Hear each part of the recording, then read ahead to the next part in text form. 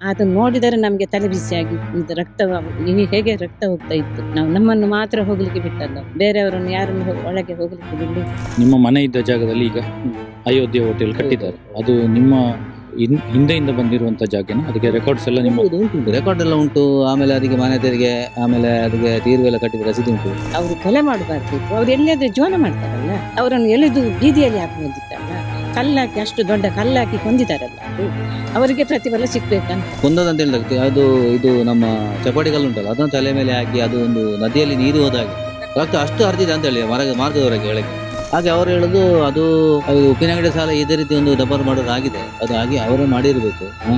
ಮತ್ತೆ ನಿಮಗೆ ಕೊಡ್ಲಿಕ್ಕೆ ಮತ್ತೆ ಏನಿಲ್ಲ, ಕೊಡುದೆಲ್ಲ ಕೊಟ್ಟಾಗಿದೆ. ಅಲ್ಲೇ ಕೆಲಸ ಮಾಡಿದವರು ದೇವಸ್ಥಾನದಲ್ಲಿ, ಅಂತವರಿಗೆ ನ್ಯಾಯ ಸಿಗದಿದ್ರೆ ಇನ್ನು ಊರಿಗೆ ಉಪಕಾರ ಮಾಡಿ ಅಂತ ಪ್ರಯೋಜನ. ನಾನು ಅಲ್ಲಿ ದೇವಸ್ಥಾನ ಕಟ್ಟಿದ್ದೇನೆ, ಅದಕ್ಕೆ 5 ಲಕ್ಷ ಕೊಟ್ಟಿದ್ದೇನೆ, ಇದೀಗ 10 ಲಕ್ಷ ಕೊಟ್ಟಿದ್ದೇನೆ, ಅಲ್ಲಿ ಮನೆ ಕಟ್ಟಿ ಕೊಟ್ಟಿದ್ದೇನೆ ಅಂತ ಒಂಬೆಳಕು ಎಂತ ಒಂದು ಮನೆ ಹೆಸರು ಹೇಳ್ತಾರೆ ಅಲ್ಲಿ ವೇಣೂರಲ್ಲಿ, ಅಲ್ಲಿ ಇಲ್ಲೆಲ್ಲ ಇವರು ಮನೆ ಕಟ್ತಾರೆ ಯೋಜನೆಯಿಂದ. ಅದೇ ಮನೆ ನಮ್ಮನೆ ನಮಗೆ ಸಹ ಕಟ್ಟಿಕೊಡ್ಬೋದಲ್ಲ. ಸಂಚಾರಿ ಸ್ಟುಡಿಯೋದ ಎಲ್ಲ ವೀಕ್ಷಕರಿಗೆ ಸ್ವಾಗತ. ಧರ್ಮಸ್ಥಳದಲ್ಲಿ ಬೆಚ್ಚಿ ಬೀಳಿಸುವ ಕೆಲವೊಂದು ಕೊಲೆ ಪ್ರಕರಣ ಆಗಲಿ, ಅತ್ಯಾಚಾರ ಪ್ರಕರಣ ಆಗಲಿ ನಡೆದಿರುವಂಥದ್ದು ನಿಮಗೆಲ್ಲ ಗೊತ್ತಿರುವಂಥದ್ದು. ಅದರಲ್ಲಿ ಒಂದು ಬೆಚ್ಚಿ ಬೀಳಿಸುವ ಪ್ರಕರಣ ಅಂದರೆ ಆನೆಮಾವುತ ನಾರಾಯಣ ಮತ್ತು ಯಮುನಾ ಅವರ ತಲೆಗೆ ಕಲ್ಲು ಎತ್ತಿ ಹಾಕಿ ಜಜ್ಜಿ ಕೊಲೆ ಮಾಡಿದ್ರು. ನಾರಾಯಣ ಅವರ ಮಕ್ಕಳಿಬ್ಬರು ಮತ್ತೆ ಒಬ್ಬರು ಅತ್ತಿಗೆ ಇದ್ದಾರೆ, ಅವರ ಹೆಂಡತಿಯ ಅಕ್ಕ ಇದ್ದಾರೆ. ಇವರು ಸ್ವಲ್ಪ ಘಟನೆಯ ಬಗ್ಗೆ ಮತ್ತೆ ಇತ್ತೀಚೆಗೆ ನಡೀತಿರುವಂತಹ ಬೆಳವಣಿಗೆ ಬಗ್ಗೆ ನಾವು ಮಾತಾಡ್ಲಿಕ್ಕಿದ್ದೇವೆ. ನನ್ನ ಹೆಸರು ಗಣೇಶ್ ಅಂತ. ನಮಸ್ತೆ. ನೀವು ಎಷ್ಟು ವರ್ಷದಿಂದ ಇಲ್ಲಿದ್ದೀರಾ ಮತ್ತೆ ಈ ಘಟನೆ ಬಗ್ಗೆ ಹೇಳಿ. ಸಾಧಾರಣ ನಾವು ಸಣ್ಣದಿನಲ್ಲಿ ಅಲ್ಲಿ ಶಾಲೆಗೆ ಹೋಗ್ತಿದ್ದೆವು, ಅಲ್ಲಿ ಧರ್ಮಸ್ಥಳದಲ್ಲಿ.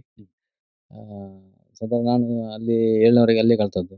ಸಣ್ಣದಿರುವಾಗಲೇ ಅಲ್ಲೇ ಇದ್ದದ್ದು, ಶಾಲೆ ಹೋಗ್ತೇವೆ ನಾವು 3 ಜನ ಸಹ. ಮತ್ತೆ ನನ್ನ ತಂದೆ ಆನೆ ಮಾವುತರಾಗಿ ಕೆಲಸ ಮಾಡ್ತಿದ್ರು ದೇವಸ್ಥಾನದಲ್ಲಿ, ಧರ್ಮಸ್ಥಳದಲ್ಲಿ. ಯಮುನಾ ಅವರಿದ್ದಾರೆ, ನಮ್ಮ ಅತ್ತೆ ಅವರು ಅಲ್ಲಿ ದೇವಸ್ಥಾನದಲ್ಲಿ DMC ಅಲ್ಲಿ ವರ್ಕ್ ಮಾಡ್ತಾ ಇದ್ರು ಅವರು. ತಂದೆ ಅಲ್ಲಿ ಮತ್ತೆ ನಮ್ಮ ಅಜ್ಜಿ ಸಹ ಅಲ್ಲೇ ಕೆಲಸ ಮಾಡಿದ್ರು, ಆನೆ ಮಾವುತಾಗಿ ಆನೆಗೆ ಇದು ರೊಟ್ಟಿ ಕೊಡ್ತಾರಲ್ಲ ಅದರದ್ದು ಕೆಲಸ ಮಾಡ್ತಾ ಇದ್ರು ವಂಶ ಪರಂಪರವಾಗಿ. ಮತ್ತೆ ನಮ್ಮ ಇವರು ಅವರ ಅಜ್ಜ ಅಂದ್ರೆ ಅವರ ಅಜ್ಜಿಯ ಗಂಡ ಅಂದ್ರೆ ನಮ್ಮ ತಂದೆಯ ತಂದೆ ಅಲ್ಲಿ ಸಹ ದೇವಸ್ಥಾನದಲ್ಲಿ ಕೆಲಸ ಮಾಡ್ತಾ ಇದ್ದವರು ಆನೆ ಮಾವುತರಾಗಿ. ವಂಶಪರವಾಗಿ ಸಾಧಾರಣ ಒಂದು 200 ವರ್ಷದಿಂದ 200-250 ವರ್ಷದಿಂದಲೇ ಹೇಳ್ಬೋದು ನನ್ನ ಅಂದಾಜು ಪ್ರಕಾರ. ಅದಕ್ಕೆಲ್ಲ ಜಾಸ್ತಿ ಇರ್ಬೋದು. ಅದಕ್ಕೆ ನಮಗೆ ತಿಳಿದ ಮಟ್ಟಿಗೆ ಒಂದು 250 ಗ್ಯಾರಂಟಿ. ಅದು ಅಷ್ಟು ವರ್ಷದಿಂದ ಅಲ್ಲೇ ಕೆಲಸ ಮಾಡ್ಕೊಂಡಿದ್ದವರು ಅವರು. ಮತ್ತೆ ಅವರ ಜೀವನ ಎಲ್ಲ ಯಾವುದು ಕೆಲಸ ಇದ್ರು ಆ ದೇವಸ್ಥಾನ ಸಂಬಂಧಪಟ್ಟ ಅಲ್ಲೇ ಕೆಲಸ ಮಾಡ್ತಾರೆ, ಎಲ್ಲ ಅವ್ರ ಫ್ಯಾಮಿಲಿ ಸಮೇತ ಅಲ್ಲೇ ಕೆಲಸ ಮಾಡ್ತಾರೆ. ಹೀಗೆ ಅವರು ಆನೆ ಮಾತ್ರ ಈಗ ರಿಟೈರ್ಡ್ ಆಗಿ ಅಲ್ಲಿ ಮನೆಯಲ್ಲಿದ್ರು ಅವರು ಕೆಲಸ ಆಗಿ. ಅಂದ್ರೆ ಎಷ್ಟು ವರ್ಷಕ್ಕೆ ರಿಟೈರ್ಡ್ ಆಗಿ ಅಂದ್ರೆ 60 ವರ್ಷಕ್ಕೆ ಅವರು ರಿಟೈರ್ಡ್ ಆಗಿದ್ದು. ಸಾಧಾರಣ ಒಂದು 45 ವರ್ಷ ಅಲ್ಲಿ ದುಡ್ದಿರ್ಬೋದು ಅವರೇ. ಮತ್ತೆ ನಂತರ ಯಾರಿದ್ರು ನಿಮ್ಮ ತಂದೆಯ ಬದಲಿಗೆ? ತಂದೆ ಬದಲಿಗೆ ಮತ್ತೆ ಅವರು ಅವರ ಒಟ್ಟಿಗೆ ಆನೆ ಮಾತ್ರ ಆಗಿ ಆನೆ ಕೆಲಸ ಮಾಡ್ಲಿಕ್ಕೆ ಮತ್ತೆ ಯಾರಿಗೆ ಅದು ಕೊಟ್ಟಿದ್ದಾರೆ ಅಂತ ಗೊತ್ತಿಲ್ಲ. ಆನೆ ಅದು ನೋಡಿಕೊಳ್ಳಿಕ್ಕೆ ಅವರು ದೇವಸ್ಥಾನದವರು ಕೊಡುದಲ್ವಾ, ಹಾಗಾಗಿ ಅವರು ಯಾರಿಗೆ ಕೊಟ್ಟಿದ್ದಾರೆ ಅಂತ ನಮಗೆ ಅದು ಅವ್ರದ್ದು ಪರಿಚಯ ಇಲ್ಲ ನಮಗೆ. ಅಂದ್ರೆ ನಾವು ಅಲ್ಲಿ ನಿಲ್ಲಿಗೆ ಇವರ ದಬ್ಬಾಳಿಕೆಯಿಂದಾಗಿ ನಮಗೆ ಕಿರಿಕಿರಿ ಇರುವುದರಿಂದಾಗಿ ನಾವು ಅಲ್ಲಿ ಅದನ್ನು ತಿಳಿಕೊಳ್ಳಿಕ್ಕೆಲ್ಲ ಕಷ್ಟ ಆಯ್ತು. ಯಾಕಂದ್ರೆ ಅಲ್ಲಿ ಹೋಗ್ಬೇಕು, ನೀವು ಇಲ್ಲಿ ಇರಬಾರ್ದು, ಎದ್ದು ಹೋಗ್ಬೇಕು, ಊರು ಬಿಡ್ಬೇಕು ಅಂತೇಳಿ ಇರುವಾಗ ನಾವು ನಮ್ಮ ಎಜುಕೇಶನ್ ಇದಾಗಿ ನಮ್ಮ ತಾಯಿ ಅವರು ನಮ್ಮನ್ನು ಅಲ್ಲಿಗೆ ಈ ಊರಿಂದ ಅಲ್ಲಿ ಕರ್ಕೊಂಡು ಹೋದ್ರು, ನಮ್ಮ ಅಜ್ಜಿ ಮನೆಗೆ ಬೆಳ್ತಂಗಡಿಗೆ. ಹಾಗೆ ನಾವು ಅಲ್ಲೇ ಇದ್ದು ಅಲ್ಲಿಂದ ಶಾಲೆಗೆ ಹೋಗ್ತಿದ್ದೆವು. ಹಾಗಾಗಿ ನಮಗೆ ಇಲ್ಲಿದು ಸ್ವಲ್ಪ ಕಾಂಟ್ಯಾಕ್ಟ್ ಎಲ್ಲ ಕಮ್ಮಿ ಆಯಿತು. ಮತ್ತೆ ನಾವು ಬರ್ತಾ ಹೋಗ್ತಾ ಇದ್ದೆವು, ಅಮ್ಮ ಸಹ ಬರ್ತಾ ಇದ್ರು, ನಾವು ಸಹ ಬರ್ತಾ ಇದ್ದೆವು. ಇಲ್ಲಿ ಏನಾದರೂ ಕೆಲಸ ಇದ್ರೆ ಅವರಿಗೆ ಹೆಲ್ಪ್ ಮಾಡುವಂಥದ್ದು, ಇಲ್ಲ ದೇವಸ್ಥಾನಕ್ಕೆ ಬರುವಂಥದ್ದು, ಇಲ್ಲಿಗೆ ಜಾತ್ರೆ ಅದಕ್ಕೆ ಬರುವಂಥದ್ದು ಎಲ್ಲ ನಮ್ಮ ಪರಿಚಯದವರು ಜಾಸ್ತಿ ಇದ್ದಾರೆ ಇಲ್ಲಿ. ಹಾಗಾಗಿ ಧರ್ಮಸ್ಥಳದಲ್ಲಿ ಹಾಗಾಗಿ ನಾವು ಇಲ್ಲಿ ಕಾಂಟ್ಯಾಕ್ಟ್ ಎಲ್ಲ ಇಟ್ಕೊಂಡಿದ್ದೆವು, ಬಂದು ಬರ್ತಾ ಹೋಗ್ತಾ ಇದ್ದೆವು ಅಷ್ಟೇ. ಹಾಗಂತೇಳಿ ನಾವು ಕೆಲವರು ಹೇಳ್ತಾರೆ ನಾವು ಅಲ್ಲೇ ಇದ್ದೆವು ಈಗ ಅವ್ರು ಬಂದರು ಸತ್ತ ಮೇಲೆ, ಹಾಗೇನಿರಲಿಲ್ಲ. ಹೋಗ್ತಾ ಇದ್ದೆವು ಮನೆ. ಈಗ ಅವರು ಸಾಯುವ ಮೊದಲು ಸಹ ಅಲ್ಲಿ 1 ವಾರದಿಂದ ಮೊದಲು ನಾವು 8 ದಿನಕ್ಕೆ ಮೊದಲು ಅಲ್ಲಿ ಬಂದು ಹೋಗಿದ್ದೇವೆ ನಾವು. ತಾಯಿ ಆವಾಗ ನಮಗಂದ್ರೆ ಜಾಸ್ತಿ ವಾರಕ್ಕೊಮ್ಮೆ ಆದರೂ ಇಲ್ಲಾಂದ್ರೆ 4 ದಿನಕ್ಕೊಮ್ಮೆ ಆದರೂ ಬರ್ತಾ ಇದ್ರು ಅವರು. ಹಾಗಾಗಿ ಅವರು ಸಹ ನಮ್ಮೊಟ್ಟಿಗೆ ಬರ್ತಾ ಇದ್ರು, ಪೇಟೆಗೆ ಬರುವುದು ಮನೆಗೆ ಬರುವುದು ಇತ್ತು. ಆದರೂ ಸಹ ಅವರು ಇಲ್ಲಿ ಅವರ ತಂಗಿರುವಾಗ ನಮ್ಮ ಅತ್ತೆ ಇರುವಾಗ ಅವರೊಟ್ಟಿಗೆ ನಾನು ಇರಬೇಕು, ಮತ್ತೆ ನಾನು ಮನೆ ಬಿಟ್ಟು ಬರೋದಿಲ್ಲ, ನಾನು ಅಲ್ಲೇ ಇರ್ತೇನೆ, ನಾನು ಸಾಯುವಾಗ ಅಲ್ಲೇ ಇರ್ತೇನೆ ಅಂತೇಳಿ ಅವರಲ್ಲಿ ಜೀವನ ತೆಗಿತಾ ಇದ್ರು ರಿಟೈರ್ಡ್ ಟೈಮಲ್ಲಿ. ಹಾಗಾಗಿ ಅವರು ಒಂದು ಸಾಧಾರಣ 45 ವರ್ಷದಿಂದ 46-47 ವರ್ಷವರೆಗೆ ಅಲ್ಲಿ ದುಡಿದಿದ್ದಾರೆ ಅವರು. ಮತ್ತೆ ಜನಗಳಿಗೆ ಸ್ವಲ್ಪ ಹೆಲ್ಪಿಂಗ್ ನೇಚರ್ ಇದ್ದ ಅವರಿಗೆ ಜಾಸ್ತಿ ಇತ್ತು. ಯಾರಿಗೆ ಹೆಲ್ಪ್ ಮಾಡು, ಹೌದು ಅವ್ರು ಒಳ್ಳೆ ಜನ ಆಗಿದ್ರು. ಯಾರೊಟ್ಟಿಗೆ ಜನ ಇಲ್ಲ ಅಂತ ಹೇಳಿದ್ರು ಅವರೊಟ್ಟಿಗೆ ಜನ ಉಂಟು ಅಂತೇಳಿ ಒಂದು ಮಾತಿತ್ತು. ಎಂತ ಗೊತ್ತಿಲ್ಲ, ವೀರೇಂದ್ರ ಹೆಗ್ಡೆ ಅವರೊಟ್ಟಿಗೆ ಜನ ಅದು ಇರುವುದಿಲ್ಲ, ಇವರೊಟ್ಟಿಗೆ ಜನ ಉಂಟು ಅಂತೇಳಿ ಒಂದು ಮಾತಿತ್ತು ಅವರಿಗೆ. ಅಷ್ಟು ಫೇಮಸ್ ಆಗಿದ್ರು ಅವರು.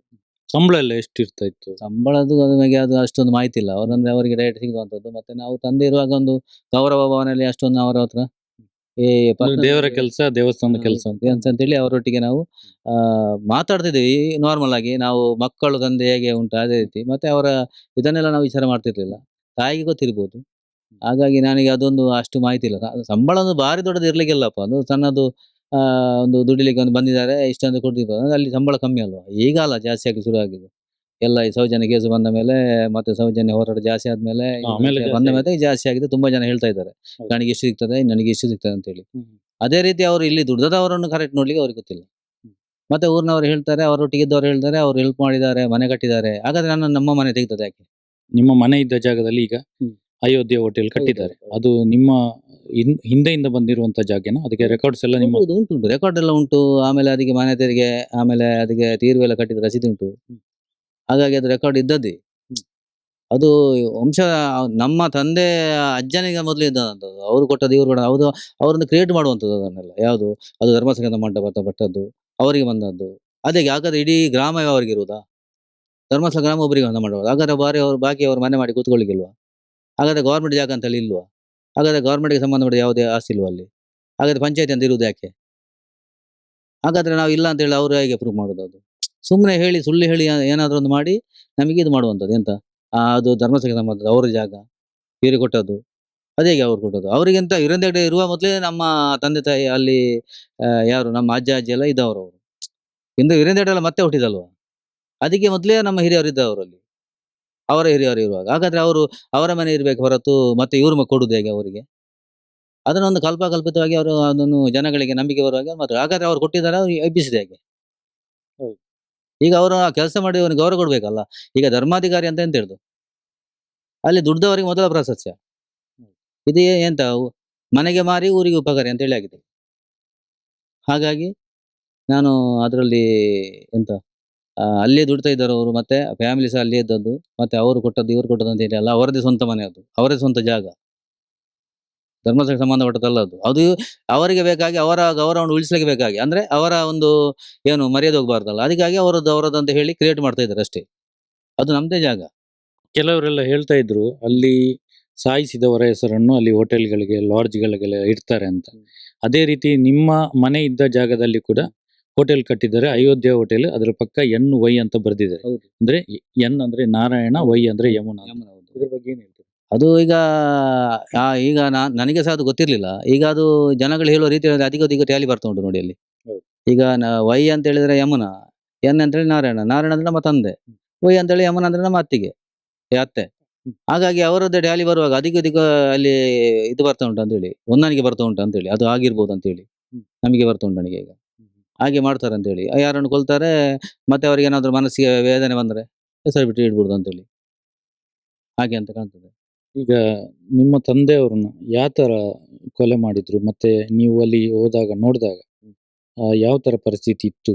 ಅದಂದ್ರೆ ಭಯಂಕರ, ಅಂದ್ರೆ ಅದು ಹೇಳಲಿಕ್ಕೆ ಸಾಧ್ಯ ಇಲ್ಲ. ಇಂಥ ಒಂದು ಕೊಲೆ ಮಾಡೋದು ಅಂದ್ರೆ ನಾನು ಫಸ್ಟ್ ಟೈಮ್ ನೋಡಿದ್ದು ಮಾರ. ಪೇಪರಲ್ಲಿ ಬೇರೆ ಆ ಉಗ್ರಗಾಮಿಗಳು ಉಗ್ರಗಾಮಿಗಳಿಂದ ನಾವು ಕೇಳ್ತೇವಲ್ಲ, ಆ ದೇಶದಲ್ಲಿ ಉಗ್ರಗಾಮಿಗಳಿದ್ದಾರೆ, ಈ ದೇಶದಲ್ಲಿ ಇಷ್ಟಿದ್ದಾರೆ, ಆ LTT ಅವರಿದ್ದಾರೆ, ಅದೇ ರೀತಿ ಅಂತ ಹೇಳಿ. ಅದಕ್ಕಿಂತಲೂ ಕಡೆ ಅಂತ ಹೇಳ್ಬೋದು ಇಲ್ಲಿ. ಎಂತ ಒಂದು ಮನುಷ್ಯತೆ ಅಂತ ಹೇಳಿದ್ರೆ, ಅದು ಕೊಂದದಂತ ಹೇಳಿದಾಗ್ತದೆ. ಅದು ಇದು ನಮ್ಮ ಚಪಾಟಿಗಳು ಉಂಟಲ್ಲ, ಅದನ್ನು ತಲೆ ಮೇಲೆ ಹಾಕಿ ಅದು ಒಂದು ನದಿಯಲ್ಲಿ ನೀರು ಹೋದಾಗೆ ರಕ್ತ ಅಷ್ಟು ಹರಿದಿದೆ ಅಂತ ಹೇಳಿ ಮಾರ್ಗದವರೆಗೆ ಕೆಳಗೆ ಅಷ್ಟು ಇದು ಮಾಡಿ ಇಬ್ಬರನ್ನು ಕೊಂದಿದ್ದಾರೆ. ಇವರಿಗೆ ತಂದೆಗೆ ಚಪಾಟಿಗಳು ಹಾಕಿದ್ದು, ಮತ್ತೆ ಅತ್ತೆಗೆ ಇದು ಕಡಿಯುವ ಕಲ್ಲು ಉಂಟು, ಅದರ ಕಂಜಿ ಉಂಟು ಹೇಳ್ತಾರೆ ನಾವು ತುಳುವಲ್ಲಿ, ರುಬ್ಬುವ ಕಲ್ಲು ಉಂಟಲ್ಲ, ಅದನ್ನು ತಲೆಗೆ ಮೇಲೆ ಹಾಕಿ ಇದು ಮಾಡಿದ್ದಾರೆ. ಅದು ಜಜ್ಜಿ ಹೋಗಿ ಉಂಟಲ್ಲ, ಇದಾಗಿ ಹೋಗಿದೆ. ಹಾಗಾದ್ರೆ ಅದನ್ನು ನೋಡುವಾಗ ಉಂಟಲ್ಲ, ಇಂಥದ್ದೊಂದು ಈ ಸ್ಥಳದಲ್ಲಿ ಸಹ ಹೀಗೆ ಆಗ್ತದೆ ಅಂತ ಹೇಳಿ ನನಗೆ ಅಣ್ಣಪ್ಪ ಮತ್ತೆ ಮಂಜಾದ ಮೇಲೆ ತುಂಬಾ ಒಂದು ಬೇಜಾರು ಸಹ ಉಂಟು. ಇದು ಯಾವಾಗ ಆಗಿತ್ತು ಬೇಜಾರಾಗ್ತದೆ ಕೈ ಮುಗಿಯುವಾಗ ನಮಗೆ. ಘಟನೆ? ಯಾವ ವರ್ಷ ಆಗಿತ್ತು ಯಾವುದು ಇದು ಈ ಘಟನೆ? ನಿಮ್ಮ ಘಟನೆ ತಂದೆಯವರು 2012ರಲ್ಲಿ 2012ರಲ್ಲಿ ಅದು ಆಗಿದ್ದು ನಮಗೆ. ಮತ್ತೆ ಇಲ್ಲಿ ನಮ್ಮ ಧರ್ಮಸ್ಥಳದಲ್ಲಿ ನಮ್ಮ ಪರಿಚಯದವ್ರ ಕೆಲಸ ಇದೆ, ಅವರೇ ನಮಗೆ ಫೋನ್ ಮಾಡಿ ಹೇಳಿದ್ದು, ನಿಮ್ಮ ತಂದೆಗೆ ಹೀಗೆ ಹೀಗೆ ಆಗಿದೆ, ಬಂದು ನೋಡಿ ಅಂತ ಹೇಳಿ. ಹಾಗೆ ನಮಗೆ ಗೊತ್ತಾಗ್ತದೆ, ಇಲ್ಲದ್ರೆ ಯಾರು ಹೇಳಿಲ್ಲ ನಮಗೆ. ಹಾಗೆ ಬಂದು ನೋಡುವಾಗ ಪರಿಸ್ಥಿತಿ ಹೀಗೆ ಉಂಟು. ಹಾಗಾಗಿ ಸಾಧಾರಣ ಈಗ ಒಂದು 13 ವರ್ಷ ಆಗ್ತಾ ಬಂತು ಈಗ ಇದಾಗಿ ಅವ್ರಿಗೆ. ಅದಕ್ಕಿಂತ ಮುಂಚೆ ಬೆದರಿಕೆ ಎಲ್ಲ ಬರ್ತಾ ಇತ್ತು? ಹೌದು, ಬೆದರಿಕೆ ಬರ್ತಾ ಇತ್ತು. ಮತ್ತೆ ಅವರು ಅಲ್ಲಿ ಕೆಲಸವರೆಲ್ಲ ಇದ್ದಾರೆ ಸರ್, ಅಲ್ಲಿ ನಮ್ಮ ಅಲ್ಲಿ ತೋಟ ನೋಡಿ ಕೆಳಗೆ, ಅದನ್ನು ನೋಡಿಕೊಳ್ಳೋರೆಲ್ಲ ಇದ್ದಾರೆ, ಅವರೆಲ್ಲ ಬಂದು ಅವರಿಗೆ ಹೊಡಿದು ಮತ್ತೆ ನೀವು ಹೇಳ್ಬೇಕಂತ ಹೇಳುವಂಥದ್ದು. ಮತ್ತೆ ಯಾವಾಗಲೂ ಬಂದು ಬಡ ಬಡ ಅಂತೇಳಿ ಆ ಕಟ್ಟಿಗೆಯಲ್ಲಿ ಅವರಿಗೆ ಹೊಡಿಯುವುದು ಕಾಲಿಗೆಲ್ಲ. ಮತ್ತೆ ಅಲ್ಲಿ ಎಂತ ಆ ಟಾಯ್ಲೆಟ್ ಇದ್ದು ಮತ್ತೆ ಬಾತ್ರೂಮ್ ವೇಸ್ಟ್ ಎಲ್ಲ ಅಲ್ಲಿ ನಮ್ಮ ಅಂಗಳಕ್ಕೆ ಬಿಡುವಂಥದ್ದು, ಅಲ್ಲಿ ಎಲ್ಲ ಗಲೀಜು ಮಾಡುವಂಥದ್ದು, ಮತ್ತೆ ಅಲ್ಲಿ ಅದು ಮನೆ ರಿಪೇರಿ ಮಾಡ್ಲಿಕ್ಕಿಲ್ಲ, ಮನೆಗೆ ಕರೆಂಟ್ ಹಾಕ್ಲಿಕ್ಕಿಲ್ಲ, ಅದು ಸಾರಣೆ ಮಾಡ್ಲಿಕ್ಕಿಲ್ಲ, ಪೈಂಟ್ ಹಾಕ್ಲಿಕ್ಕಿಲ್ಲ, ಯಾವುದೇ ಕೆಲಸ ಮಾಡ್ಬೇಕು ಅವ್ರ ಹತ್ರ ಕೇಳ್ಬೇಕು ನಾವು. ಬಾವಿದು ನೀರು ಒಳ್ಳೆದಿತ್ತು, ಅದನ್ನೆಲ್ಲ ಇದು ಕೊಳಚೆ ನೀರು ಬಿಟ್ಟು ಗಲೀಜು ಮಾಡಿಬಿಟ್ಟಿದ್ದಾರೆ. ಅವರಿಗೆ ಕುಡಿಲಿಕ್ಕೆ ಸಹ ನೀರು ಇರ್ಲಿಲ್ಲ, ಇರ್ತಾ ಇರ್ಲಿಲ್ಲ. ಇದನ್ನೆಲ್ಲ ನಿಮ್ಮ ಹತ್ರ ಹೇಳ್ತಾ ಇದ್ರು? ತಂದೆ ಹೇಳ್ತಾ ಇದ್ರು, ಹೀಗೆಲ್ಲ ಮಾಡ್ತಾರೆ, ಹೊಡಿತಾರೆ, ಬಂದು ಹೋಗ್ತೀರಾ ಇಲ್ವಾ ಅಂತ ಹೊಡಿತಾರೆ ಅಂತ ಹೇಳಿದ್ದಾರೆ ಅವರು. ಘಟನೆ ಆದ ನಂತರ ಈಗ ಪೊಲೀಸ್ ತನಿಖೆ ಎಲ್ಲ ಯಾವ ತರ ಆಯ್ತು? ನೀವು ಅವತ್ತು ಹೋದಾಗ ಯಾವ ತರ ತನಿಖೆ ಎಲ್ಲ ನಡೀತಾ ಇತ್ತು? ತನಿಖೆ ಅಂದ್ರೆ ಅಲ್ಲಿ ನನಗೆ ನೋಡ್ಲಿಕ್ಕೆ ಆಗ್ಲಿಲ್ಲ. ಅಂದ್ರೆ ಅದು ಎಂತ ಗೊತ್ತಾ, ಆ ಪೊಸಿಷನ್ ಅಲ್ಲಿ ಜನಗಳು ಬಂದು ತಂದು ಅದು 5,000 6,000 ಜನ ಇತ್ತಲ್ಲಿ. ಕಾಲು ಹಾಕ್ಲಿಕ್ಕೆ ಜಾಗ ಇಲ್ಲ ಒಂದು ಕಡೆಯಲ್ಲಿ. ಒಂದು ಕಡೆ ಪೊಲೀಸ್ಗಳು ಇದ್ದಾರೆ, ಅವರಷ್ಟಿಗೆ ಅವರು ಅವರವರ ಇದನ್ನು ಮಾಡ್ತಾ ಇದ್ರು. ಮತ್ತೆ ನಮ್ಮ ತಾಯಿ ಸಹ ಇದ್ರಲ್ಲ ಅಲ್ಲಿ. ನಾವು ಅದರಲ್ಲಿ ಬೇಜಾರದಲ್ಲಿ ಅದನ್ನು ನೋಡಿಕೊಂಡೇ ಇದು ಬೇಜಾರಾಗಿ ಅದು ಎಂತ ಮಾತಾಡುದು ಎಂತ ಹೇಳ್ತಾರೆ ಅಂದ್ರೆ ನಮಗೆ ತಲೆಗೆ ಹೋಗ್ತಿರ್ಲಿಲ್ಲ. ಹಾಗಾಗಿ ಅದು ತನಿಖೆ ಯಾವ ರೀತಿ ಆಗಿದೆ ಅಂತ ಅಂದ್ರೆ ನಮಗೆ ಸಹ ಅದನ್ನು ವಿವರಿಸಿ ಅವರು ಹೇಳಲಿಲ್ಲ, ನಮಗೆ ಹೇಳುವಂತ ಒಂದು ಎಂತ ಆ ತಾಳ್ಮೆ ಸಹ ಹೊತ್ತಿಗೆ ನಮಗೆ ಒಂದು ಎಂತ ಹೇಳ್ತಾರೆ ಅದಕ್ಕೆ ನಮಗೆ ಒಂದು ಆ ತಾಕತ್ತು ಸಹ ಇರ್ಲಿಲ್ಲ ಹೊತ್ತಿಗೆ. ಇಲ್ಲ ನಾವು ಎನ್ಕ್ವೈರಿ ಮಾಡುದು. ಈಗ ನೋಡಿ, ಈಗ ನಾವು ಹೇಗೆ ಆಲೋಚನೆ ಮಾಡಿ ಮಾತಾಡ್ತೇವೆ. ಎಲ್ಲ ಆರೋಪಿಗಳ ಪರ ಇರುವಾಗ ನಾವು ಏನ್ ಮಾಡ್ಲಿಕ್ಕೆ ಖಂಡಿತ ಸಾಧ್ಯ ಕೂಡ ಇಲ್ಲ. ಖಂಡಿತ ಅದು ಎಲ್ಲರೂ ಅವರ ಪರವಾಗಿದೆ. ಇದು ಎಲ್ಲ ಯಾವ ಇಲಾಖೆ ನೋಡಿದ್ರು ಅದಕ್ಕೆ ಸಂಬಂಧಪಟ್ಟಂತ ಆ ವ್ಯಾಪ್ತಿಗೆ ಬರುವಂತದ್ದು. ಈಗ ನನ್ನ ತಂದೆ ಮತ್ತೆ ಅತ್ತೆ ಕೊಲೆಯಾದಂತ ಒಂದು ವ್ಯವಸ್ಥೆಗೆ ಯಾವುದೆಲ್ಲ ಇಲಾಖೆ ಸಂಬಂಧಪಟ್ಟದುಂಟು ನೋಡಿ, ಅದು ಎಲ್ಲ ಇಲಾಖೆಗಳು ಅವರೊಟ್ಟಿಗೆ ಸೇರಿಕೊಂಡಿದೆ. ನಿಜವಾಗಿ ನಮ್ಮ ಮನೆಯಲ್ಲಿ ಆಗಿದ ಒಂದು ಅನಾಹುತ, ಆ ಅವರ ಮನೆಯಲ್ಲಿ ಆಗಿದಂತ ಅನುವಂತ ನಮ್ಮ ಮನೆಯಲ್ಲಿ ಸಹ ಆದ್ರೂ ಹೀಗೇನೆ ಅಂತೇಳಿ ಅವರಿಗೆ ಭಾವನೆ ಬರುದಿಲ್ಲ ನೋಡಿ. ಅವರ ಮಾತನ್ನು ಕೇಳಿಕೊಂಡು ಇವರು ಒಂದು ಆತ್ಮಸಾಕ್ಷಿಯಾಗಿ ಕೆಲಸ ಮಾಡುದಿಲ್ಲ ಅಂತ ಹೇಳಿದ್ರೆ ಇಷ್ಟು ವರ್ಷ ಒಂದು ಬೇಕಾ ನ್ಯಾಯ ತೆಗಿಲಿಕ್ಕೆ ಅಂತೇಳಿ ನಾನು ಯೋಚನೆ ಮಾಡೋದು. ಭಾರಿ ಬೇಜಾರಾಗ್ತಾ ಉಂಟು. ಹಾಗಾದ್ರೆ ಆ ಎಲ್ಲಾ ಇಲಾಖೆಗಳು ಅವರೊಟ್ಟಿಗೆ ಕೆಲಸ ಮಾಡುದಾದ್ರೆ ಈಗ ದೂರು ಕೊಟ್ರ? ದೂರು ಕೊಟ್ಟಿದ್ದೇವೆ. ಅದನ್ನು ಪೊಲೀಸ್ಗಳು ತಗೊಂಡಿದ್ದಾರೆ ಒಮ್ಮೆ ನೋಡ್ಲಿಕ್ಕೆ. ಮತ್ತೆ ಅವರು ತಗೊಂಡು ಅದನ್ನು ನಿಮ್ದೆಲ್ಲ ಮುಗಿದಿದೆ ಹಾಗೆ ಹೇಗೆ ಅಂತ ಹೇಳ್ತಾರೆ. ಅದು ಎನ್ಕ್ವೈರಿ ಮಾಡುವ ಒಂದು ವ್ಯವಸ್ಥೆ ಇಲ್ಲ ಕರೆಕ್ಟ್ ಆಗಿ. ಅದಕ್ಕೆ ಬೇಕಾದಾಗೆ ನಮ್ಮನ್ನು ಕರೀಲಿಲ್ಲ, ಮಾತಾಡ್ಲಿಲ್ಲ. ಅವರಷ್ಟಿಗೆ ಅವರು ಬರ್ದು ಕಳಿಸುದು ಅಷ್ಟೇ, ಮುಗ್ದಿದೆ ಅಂತ ಹೇಳಿ. ಈಗ ವಿಚಾರಣೆ ಮಾಡ್ಲಿಲ್ಲ ಯಾವ್ದಕ್ಕೂ. SP ಅವರಿಗೆ ನೀವು ದೂರು ಕೊಟ್ಟಿದ್ದೀರಿ, ಅದು ನಂತರ ಕೊಟ್ಟಿದ್ದೀರಿ? ಹೌದು, ನಂತರ ಈಗ ಒಂದು 2 ವರ್ಷ ಸೌಜನ್ಯ ಹೋರಾಟ ಸಮಿತಿ ಅಂದ್ರೆ ಈ ಸಂತೋಷ್ ರಾವ್ ನಿರಪರಾಧಿ ಅಂತ ಬಂದ ಮೇಲೆ ಆ ಒಂದು ಹೋರಾಟ ಶುರು ಆಯ್ತಲ್ಲ, ಆ ನಂತರ ನಾವು ಈಗ ಹೋರಾಟಗಾರರ ಮುಖಾಂತರ ಅಂದ್ರೆ ಮಹೇಶ್ ಶೆಟ್ಟಿ ಇರ್ಬೋದು, ನಮ್ಮ ಯಾರು ಮಟ್ಟಣ್ಣರ್ ಇರ್ಬೋದು, ಆಮೇಲೆ ಇವರು ನಮ್ಮ ಪ್ರಸನ್ನ ರವಿ ಇರ್ಬೋದು, ತಮ್ಮಣ್ಣ ಶೆಟ್ಟಿ ಇರ್ಬೋದು, ಅವರೆಲ್ಲ ಇರುವಾಗ ನಾವು ಕೊಂಡೋಗಿ ಎಲ್ಲ SP ಅವರಿಗೆ ದೂರು ಕೊಟ್ಟಿದ್ದೇವೆ. ಅದನ್ನು ಸಹ ಅವರು ಎನ್ಕ್ವೈರಿ ಮಾಡಲಿಲ್ಲ, ಕರೀಲಿಲ್ಲ, ಏನು ವಿಷಯ ಇಲ್ಲ, ಅದು ಎಂತ ಆಗಿದೆ ಅಂತ ಗೊತ್ತಿಲ್ಲ. ಹಾಗಾಗಿ ಅಂತ ಒಂದು ಕೆಲಸ ಮಾಡೋದು ಸರ್ಕಾರ ಇರೋದಂದ್ರೆ ಅದು ಎಂತ ಸರ್ಕಾರ ಅಂತ ನನಗೆ ಯೋಚನೆ ಮಾಡೋದು. ಯಾವುದೇ ಸರ್ಕಾರ ಇರಲಿ, ಅವರು ಇರು ಅಂತ ಹೇಳುದಲ್ಲ. ಹಾಗಾದ್ರೆ ಜನಗಳಿಗೆ ನ್ಯಾಯ ಕೊಡುದು ಹೇಗೆ? ಜನಗಳ ಕಷ್ಟ ಸುಖವನ್ನು ನೋಡುದು ಹೇಗೆ? ಹಾಗಾದ್ರೆ ನಮಗೆ ಪ್ರಜಾಪ್ರಭುತ್ವ ವ್ಯವಸ್ಥೆ ಬೇಕಾ ಇಲ್ಲಿ ದೇಶದಲ್ಲಿ? ನಮಗೆ ಆ ನಂತರ ಬೇಜಾರಾಗುದು ಅಂತ ಹೇಳುದು ನಾನು ಹೇಳುದು. ಆ ನಂತರ ನೀವು ಅಲ್ಲಿಂದ ಮನೆ ಬಿಟ್ಟು ಮನೆಯೆಲ್ಲ ಖಾಲಿ ಮಾಡಿದ್ರ? ಮತ್ತೆ ಎಲ್ಲ ಏನಾಯ್ತು? ಖಾಲಿ ಮಾಡ್ಲಿಕ್ಕೆ ಅಂದ್ರೆ ನಾನು ತಂದೆ ತೀರಿದ ಸಮಯದಲ್ಲಿ 3 ದಿನದಲ್ಲಿ ನಮಗೆ ಕರೆದ್ರು, ಅಲ್ಲಿ ಮಾತಾಡ್ಲಿಕ್ಕೆ ಉಂಟು, ನೀವು ಹೋಗ್ಬೇಕಂತೇಳಿ ಯಾರು ನಮ್ಮ ದೊಡ್ಡಪ್ಪ ನಮಗೆ ಹೇಳಿದ್ರು. ಹಾಗೆ ಅಲ್ಲಿ ಧರ್ಮಸ್ಥಳಕ್ಕೆ ವೀರೇಂದ್ರ ಹೆಗ್ಗಡೆಯಲ್ಲಿ ಮಾತಾಡ್ಬೇಕಂತ ಹೇಳಿ ಹಾಗೆ ನಾವು ಹೋದೆವು. ಅಲ್ಲಿ ಹೋಗಿ ಮಾತಾಡುವಾಗ ವೀರೇಂದ್ರ ಹೆಗ್ಗಡೆ ಹೇಳಿದ್ರು, ನನಗೆ ಗೊತ್ತಾಯ್ತು ವಿಷಯ ಎಲ್ಲ, ಕೆಲಸದವ್ರು ನನಗೆ ಹೇಳಿದರು, ನೀವು ಹೋಗಿ ಹರಿಶ್ಚಂದ್ರನಲ್ಲಿ ಮಾತಾಡಿ ಅಂತ ಹೇಳಿದರು. ಆಗ ಹರಿಶ್ಚಂದ್ರನಲ್ಲಿ ಹೋಗಿ ಮಾತಾಡಿದೆ. ಹಾಗೆ ಅವರು ಹೇಳುದು, ಅದು ಇದು ಉಪ್ಪಿನಂಗಡಿ ಸಾಲ ಇದೇ ರೀತಿ ಒಂದು ಡಬಲ್ ಮರ್ಡರ್ ಆಗಿದೆ, ಅದು ಹಾಗೆ ಅವರೇ ಮಾಡಿರ್ಬೇಕು. ಮತ್ತೆ ನಿಮಗೆ ಕೊಡ್ಲಿಕ್ಕೆ ಮತ್ತೆ ಏನಿಲ್ಲ, ಕೊಡುದೆಲ್ಲ ಕೊಟ್ಟಾಗಿದೆ. ಮತ್ತೆ ನಾನು ಪುನಃ ಅಲ್ಲಿ ತಾಯಿಯಲ್ಲಿ ಮಾತಾಡಿ ಅದರ ಹಂಚೆ ಎಲ್ಲ ಕೊಂಡೋಗ್ತೇನೆ. ಮತ್ತೆ ನಮ್ಮದು ಐಟಮ್ ಎಲ್ಲ ಅಲ್ಲಿ ಉಂಟು ಮನೆಯದ್ದು, ಅಂದ್ರೆ ಪಾತ್ರೆ ಎಲ್ಲ ಉಂಟು, ಟೇಬಲು ಚೇರ್ ಬೇಕಾದೆಲ್ಲ ಐಟಮ್ ಇರ್ತಲ್ಲ ಮನೆಯಲ್ಲಿ, ಅದನ್ನೆಲ್ಲ ಕೊಂಡೋಗುವ ಅಂತೇಳಿ ಅವ್ರ ಹತ್ರ ಕೇಳಿದೆ. ಅದಕ್ಕೆ ಅವ್ರು ಹೇಳಿದ್ರು, ಅದು ಲೆಕ್ಕ ಕೊಡ್ಬೇಕು ಕೊಂಡೋಗೋದಾದ್ರೆ. ನಿಮ್ಮ ವಸ್ತುಗಳಿಗೆ ಕೂಡ ಲೆಕ್ಕ ಕೊಡ್ಬೇಕಂದ್ರೆ ನಮ್ಮ ಹತ್ರ ಹೇಳಿದ್ರು. ಅದಕ್ಕೆ ನಾನು ಹೇಳಿದೆ ತಾಯಿ ಹತ್ರ, ಈಗ ನಮ್ಮ ಮನೆದು ನಾವು ಕೊಂಡೋಗೋದಾದ್ರೆ ಇವರು ಲೆಕ್ಕ ಕೊಡುದಾದ್ರೆ ನಮ್ಮ ಮನೆ ಯಾಕೆ ಇರುದು, ನಮ್ಗೆ ಮನೆಯಲ್ಲಿ ಅವರಿಗೆ ಎಂತ ಲೆಕ್ಕ ಕೊಡುದು ನಾವು ನಮ್ಮ ವಸ್ತು ಕೊಂಡೋಗ್ಲಿಕ್ಕೆ? ಅದಕ್ಕೆ ನಾನು ತಾಯಿ ಹತ್ರ ಹೇಳಿದೆ, ಅದ್ರಲ್ಲಿ ಬೇಡ ಕೊಂಡೋಗುದು ಅಂತ ಹೇಳಿದೆ. ಹಾಗೆ ಆ ರೀತಿ ಒಂದು ಪರಿಸ್ಥಿತಿಯಲ್ಲಿ ಉಂಟು ಅಂತ ಹೇಳಿ ಟೋಟಲ್ ಆಗಿ ಒಂದು ಬೆದರಿಕೆ ಟೈಪ್ ಜೀವನ. ಯಾವ ರೀತಿ ಬದುಕಬೇಕು ಏನಂತ ನಾವು ತೀರ್ಮಾನ ಮಾಡ್ಲಿಕ್ಕಿಲ್ಲ. ನಮಗೆ ಊಟ ಮಾಡ್ಲಿಕ್ಕೆ ಸಹ ಅವ್ರ ಹತ್ರ ಕೇಳುವಂತ ಪರಿಸ್ಥಿತಿ. ಆಚೆ ಹೋಗ್ಲಿಕ್ಕೆ ಒಂದು ಒಳ್ಳೆ ಡ್ರೆಸ್ ಆಗ್ಲಿಕ್ಕಿಲ್ಲ. ಒಂದು ಖುಷಿ ಜೀವನ ಅಂತ ಹೇಳಿ ಒತ್ತಡ ಬದುಕಲ್ಲಿ ಬದುಕಬೇಕು ಅಷ್ಟೇ. ಒಂದು ಖುಷಿಯಲ್ಲಿ ಏನಾದ್ರೂ ಅವನ ಖುಷಿಯಲ್ಲಿ ಏನಾದ್ರು ಮಾಡ್ಲಿಕ್ಕಿಲ್ಲ. ಒಂದು ಫಂಕ್ಷನ್ ಮಾಡೋದ್ರದ ಕಷ್ಟನಲ್ಲಿ, ಯಾಕಂದ್ರೆ ಅಲ್ಲಿ ಅಲ್ಲೊಂದು ಕರೆಂಟ್ ಹಾಕ್ಲಿಕ್ಕಿಲ್ಲ. ಕರೆಂಟ್ ಮಾಡ್ಲಿಕ್ಕೆ ಬೇಕಾದ್ರೆ ಅವ್ರ ಹತ್ರ ಹೇಳ್ಬೇಕು, ರಿಪೇರಿ ಮಾಡ್ಬೋದಾದ್ರೆ ಪೈಂಟ್ ಹಾಕ್ಲಿಕ್ಕೆ ಅವ್ರ ಹತ್ರ ಹೇಳ್ಬೇಕು. ಒಂದು ಫಂಕ್ಷನ್ ಬರ್ತಡೇ ಮಾಡ್ಲಿಕ್ಕೆ ಗೊತ್ತಿಲ್ಲ ಕಷ್ಟ ಆಗಿ ಅಲ್ಲಿ ಹೇಳುದು. ಆ ರೀತಿ ಪರಿಸ್ಥಿತಿ ಎಲ್ಲ A to Z ಅವ್ರ ಹತ್ರ ಹೇಳ್ಬೇಕು. ಅವ್ರಿಗೆ ಗಮ್ಮತ್ ಮಾಡೋದು ಅವ್ರೆಂತ ಒಂದು ವಾಹನ ತೆಗಿಲಿಕ್ಕೆ ಗೊತ್ತಿಲ್ಲ, ಅವ್ರಿಗೆ ದೃಷ್ಟಿ ಬೀಳ್ತದೆ. ನಿಮಗೆ ಈಗ ಕಂಪ್ಲೇಂಟ್ ಕೊಟ್ಟ ಮೇಲೆ ಕಂಪ್ಲೇಂಟ್ ವಾಪಸ್ ತಗೊಳ್ಳಿ, ನಿಮಗೆ ಇಷ್ಟೇ ಏನಾದ್ರು ಹಣದ ಆಮಿಷ ಏನಾದ್ರು ಒಡ್ಡಿದ್ದಾರೆ? ಯಾರಾದ್ರೂ ಮಾತಾಡ್ಲಿಕ್ಕೆ ಇಲ್ಲ, ಬಂದಿಲ್ಲ? ಮಾತಾಡ್ಲಿಕ್ಕೆ ಜನ ಬಂದಿದ್ದು, ಮತ್ತೆ ಆ ಹಣ ಕೊಡ್ತೇನೆ ಅಂತ ಹೇಳಿಲ್ಲ ಯಾವ್ದು ಸಹ. ಮಾತಾಡ್ಲಿಕ್ಕೆ ಅದು ಯಾಕೆ ಸುಮ್ಮನೆ ಅದನ್ನ ಬಿಟ್ಟು ಬಿಡಿ, ಅದಕ್ಕೆ ಯಾಕೆ ಹೋಗುದು ಹಾಗೆ ಹೀಗೆ ಅಂತ ಹೇಳಿದ್ದಾರೆ ಜನಗಳು ಬಂದು, ಅವರ ಪರವಾಗಿ ಬಂದು ಮಾತಾಡುದು, ಮತ್ತೆ ಸೀದಾ ಹೋಗಿದ್ದಾರೆ ಅಷ್ಟೇ, ಮತ್ತೇನಿಲ್ಲ. ಅದು ಗೊತ್ತಿದೆ ಅಂತ ಏನು ಹೇಳಲಿಲ್ಲ. ನಿಮ್ಮ ತಾಯಿಯವರು ಯಾವಾಗ ತಿರ್ಕೊಂಡ್ರು, ಮತ್ತೆ ಏನ್ ಕೆಲಸ ಮಾಡ್ತಾ ಇದ್ರು? ತಾಯಿ ಮನೆಯಲ್ಲಿ ಅಂದ್ರೆ ಅವ್ರು ಬೀಡಿ ಕಟ್ತಾ ಇದ್ರು, ಮತ್ತೆ ಈಗ ಕೂಲಿ ಕೆಲಸಕ್ಕೆಲ್ಲ ಹೋಗ್ತಿದ್ರು, ತೋಟದೆಲ್ಲ ಮನೆ ಕೆಲಸಕ್ಕೆಲ್ಲ ಹೋಗ್ತಿದ್ರು ಅಷ್ಟೇ. ಮತ್ತೆ ಅವ್ರು ತೀರಿದ ಒಂದು 5 ವರ್ಷ ಆಯ್ತು, 2020ರಲ್ಲಿ ತೀರಿದ್ದಾರೆ. ಏನಾಗಿದೆ? ಅವರು ಹುಷಾರಿರ್ಲಿಲ್ಲ, ಕ್ಯಾನ್ಸರ್ ಆಗಿತ್ತು ಅವರಿಗೆ, ಹಾಗೆ ಅವ್ರು ತೀರಿದ್ರು. ಈಗ 5 ವರ್ಷ ಆಯ್ತು ತೀರಿ. ನೀವೇನ್ ಕೆಲಸ ಮಾಡಿ? ನಾನೀಗ ಪಿಗ್ಮಿ ಕಲೆಕ್ಷನ್ ಮಾಡ್ತಾ ಇದ್ದೇನೆ, ಸೊಸೈಟಿ ಬ್ಯಾಂಕ್ ಇದ್ದು ಪೇಟೆಯಲ್ಲಿ, ಬೆಳ್ತಂಗಡಿಯಲ್ಲಿ. ಈಗಿನ ಬೆಳವಣಿಗೆ ನಿಮ್ಗೆ ಗೊತ್ತಿರ್ಬೋದು, ಇನ್ನಾದ್ರೂ ನಿಮ್ಗೆ ನ್ಯಾಯ ಸಿಗ್ಬೋದು ಅಂತ ಭರವಸೆ ಇದೆಯಾ? ಈಗ ಟೋಟಲ್ ನಾವು ಹೇಳುದಾದ್ರೆ, ನಾನು ಈಗ ಮೊದಲ ಸ್ಥಿತಿ ಆದಿದೆ ಒಂದು ನಮ್ಮ ಹಿರಿಯರ ಕಾಲ ಅಂತ ಹೇಳಿ ನಾವು ಹೇಳ್ತೇವೆ, ನಂಬಿಕೆ ಇದ್ದ ಕಾಲದಲ್ಲಿ. ಅಂದ್ರೆ ಈಗ ನಂಬಿಕೆ ಇಲ್ಲ ಅಂತ ಹೇಳುದಲ್ಲ, 100ರಲ್ಲಿ ಒಂದು 25 ಜನ ಇರ್ಬೋದು, ಇಲ್ಲದ್ರೆ ಇದು ಭೂಮಿ ಉಳಿಲಿಕ್ಕಿಲ್ಲ, ಗೊತ್ತಾಯ್ತಾ? 25 ಜನ ಇರ್ಬೋದು ಒಳ್ಳೆಯವರು ಇದ್ದಾರೆ, ಇಲ್ಲ ಅಂತ ಹೇಳುದಲ್ಲ, ಇಲ್ಲದ್ರೆ ಇದು ಉಳಿಲಿಕ್ಕಿಲ್ಲ, ಭೂಮಿ ಸಹ ಹೋಗ್ತದೆ. ದೇಶವನ್ನೇ ಆಳಿದವರು ಉಳಿದಿಲ್ಲ ಈಗ. ಹೌದು, ಭೂಮಿ ಸರ್ವನಾಶ ಹೋಗೋ ಲಕ್ಷಣ ಉಂಟು ಈಗ, ಕಾಣ್ತಾ ಉಂಟು ಅಂತ ಗೊತ್ತಿಲ್ಲ. ಎಲ್ಲ ಕಡೆಯೂ ಬೇರೆ ಬೇರೆ ರೀತಿಯಲ್ಲಿ ಅನಾಹುತಗಳು ಆಗ್ತಾ ಉಂಟು, ಪ್ರಕೃತಿ ವಿಕೋಪಗಳು ಬರ್ತಾ ಉಂಟು, ಮಳೆ ಬರುವುದು ಚೇಂಜ್ ಆಗಿದೆ, ಬಿಸಿಲು ಬರುವುದು ಚೇಂಜ್ ಆಗಿದೆ, ಚಳಿಗಳ ಇಲ್ವೇ ಇಲ್ಲ. ಹಾಗಾಗಿ ನೋಡಿ, ಯಾವುದು ಆ ಬದಲಾವಣೆ ಇದರಲ್ಲಿ ನಮಗೆ ನಂಬಿಕೆ ಇಲ್ಲ ಅಂತ ಹೇಳುದಲ್ಲ. ಈಗ ಕೆಲವರಿಗೆ ಮಾತಾಡೋಕೆ ಹೇಳ್ಬೋದು, ಅವರು ಇವನು ಉಲ್ಟಾ ಮಾತಾಡ್ತಾನೆ, ಹಾಗೆ ಮಾತಾಡ್ತಾನೆ, ಈಗ ಮಾತಾಡ್ತಾನೆ, ಏನಾದ್ರು ಬೇರೆ ಯೋಚನೆ ಮಾಡ್ಬೋದು. ನಮ್ಮ ಭಾವನೆ ನಾವು ಹೇಳಲೇಬೇಕಾಗ್ತದೆ ನೋಡಿ. ಇಲ್ಲಿ ಮತ್ತೇನೋ ದೂರು ಕೊಟ್ರೆ? ದೂರು ಕೊಟ್ಟಿದ್ದೇನೆ, ದೂರು ಕೊಟ್ಟಿದ್ದೇವೆ ನಾವು, ದೂರು ಕೊಟ್ಟಿದ್ದಾಗ ಅವ್ರು ತಗೊಳ್ಳಿಲ್ಲ. ಅದು ತಗೊಳ್ಳಿಲ್ಲ ಅಂತ ಹೇಳಿ ಅಲ್ಲ, ಕೊಟ್ಟಿದ್ದೇವೆ ನಾವು. ಅದನ್ನು ವಿಚಾರ ಮಾಡಿ ಏನು ರಿಸಲ್ಟೇ ಕೊಡ್ಲಿಲ್ಲ, ಅದರ ಮಾತೇ ಇಲ್ಲ. ಈಗ ನಾವು ಕೋರ್ಟಿಗೆಲ್ಲ ಹಾಕಿದ್ದೇವೆ, ಅದನ್ನು ಮುಂದೂಡ್ತಾ ಇದ್ದಾರೆ. ಹಾಗಾದ್ರೆ ಅದನ್ನು ನಂಬುದು ಹೇಗೆ ನಾವು? ಸರ್ಕಾರವನ್ನು ನಂಬುದು ಹೇಗೆ? ಇಲ್ಲಿ ಜನಪ್ರತಿನಿಧಿಗಳನ್ನು ನಂಬುದು ಹೇಗೆ? ಆ ಕಾನೂನು ವ್ಯವಸ್ಥೆಯನ್ನು ನಂಬುದು ಹೇಗೆ? ಹಾಗಾದ್ರೆ ಅದಕ್ಕೆ ನಾವು ಮಾತಾಡಿದ್ರೆ ಅವರು ಅಂದ್ರೆ ಅವರಿಗೆ ಕಾನೂನಿನ ಬಗ್ಗೆ ಮಾತಾಡಿದ್ರೆ ಅದನ್ನು ದೂರ್ತಾರೆ ಅಂತ ಹೇಳ್ತಾರೆ, ಅದಕ್ಕೆ ಅಗೌರವ ಮಾಡ್ತಾರೆ ಅಂತ ಹೇಳ್ತಾರೆ. ಸರ್ಕಾರಿ ಕೆಲಸದ ಬಗ್ಗೆ ಇದು ಅಧಿಕಾರಿಗಳನ್ನು ಮಾತಾಡಿದ್ರೆ ಅವರನ್ನು ಅಗೌರವ ಮಾಡ್ತಾರೆ ಅಂತ ಹೇಳ್ತಾರೆ.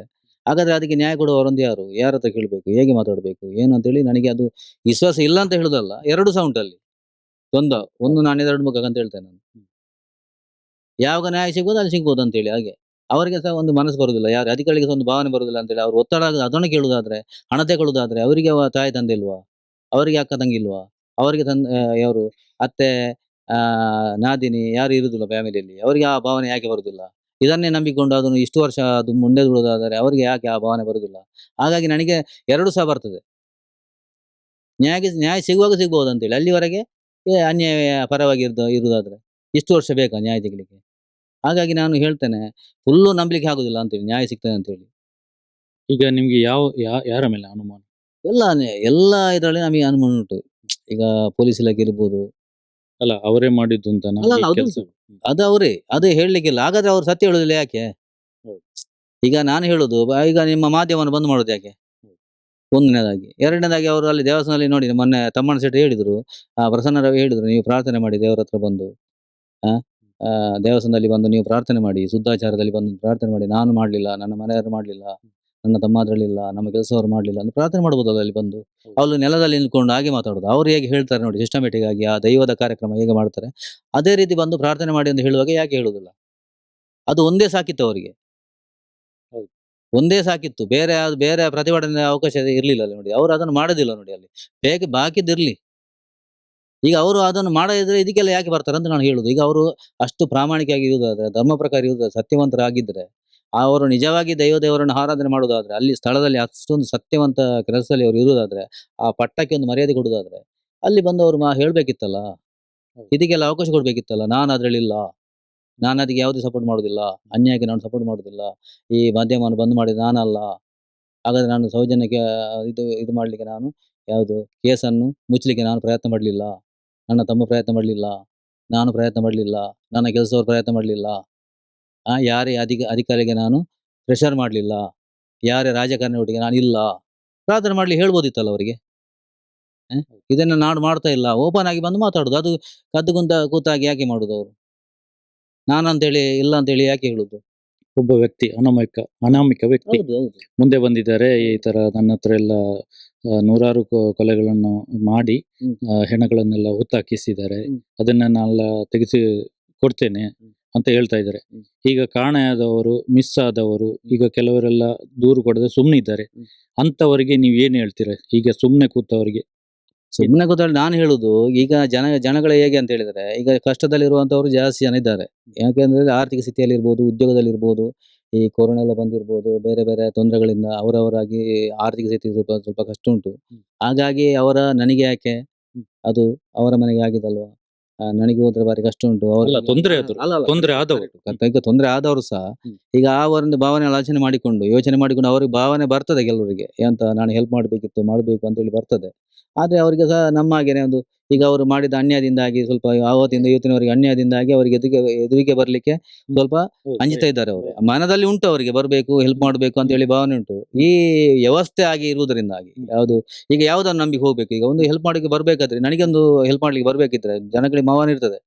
ಈಗ ನೀವು ಪಾಪ ಜೀವದ ಆಸೆ ಎಲ್ಲ ಬಿಟ್ಟು ಏನೋ ಒಂದು ಇದರಲ್ಲಿ ಹುಮ್ಮೆಸ್ಸಲ್ಲಿ ಬಂದಿದೆ, ಎಲ್ಲವನ್ನು ತ್ಯಾಗ ಮಾಡಿದ ಹಾಗೆ. ಅದೇ ರೀತಿ ತ್ಯಾಗ ಮಾಡಿ ಬರುವಂತಹವರಿಗೆ ಮನಸ್ಸಿದ್ರೂ ಸಹ ಅವರಿಗೆ ಫ್ಯಾಮಿಲಿ ಇರ್ತದೆ, ಬೇರೆ ಬೇರೆ ಇರ್ತದೆ. ಇವ್ರು ಎಂತ ಮಾಡ್ತಾರೆ, ಕಾನೂನು ವ್ಯವಸ್ಥೆ ನೋಡಿದ್ರೆ ಅಲ್ಲಿ ಇರ್ತದೆ, ಅವರೊಟ್ಟಿಗೆ ಅವ್ರಿಗೆ ಸೇರ್ಕೊಂಡಿರ್ತಾರೆ ಕಾನೂನು ವ್ಯವಸ್ಥೆಯಲ್ಲಿ. ಪೊಲೀಸ್ ಇಲಾಖೆ ಹೋದ್ರು ಅಷ್ಟೇ, ಜಡ್ಜಿನಲ್ಲಿ ಹೋದ್ರು ಅಷ್ಟೇ, ಯಾವುದೇ ಇಲಾಖೆಗೆ ಸಂಬಂಧಪಟ್ಟ ಹೋದ್ರೆ ಅವರೊಟ್ಟಿಗೆ ಇರುವಂತದ್ದು. ಅದು ನ್ಯಾಯ ಕೊಡುವ, ನಾನು ಬಂದು ನ್ಯಾಯ ಕೊಡ್ತೇನೆ ನಿಮಗೆ, ವ್ಯವಸ್ಥೆ ಮಾಡಿ ಕೊಡ್ತೇನೆ ಅಂತ ಹೇಳಿ ಧೈರ್ಯ ತುಂಬುವವರು ಯಾರಿಲ್ಲ ನೋಡಿ.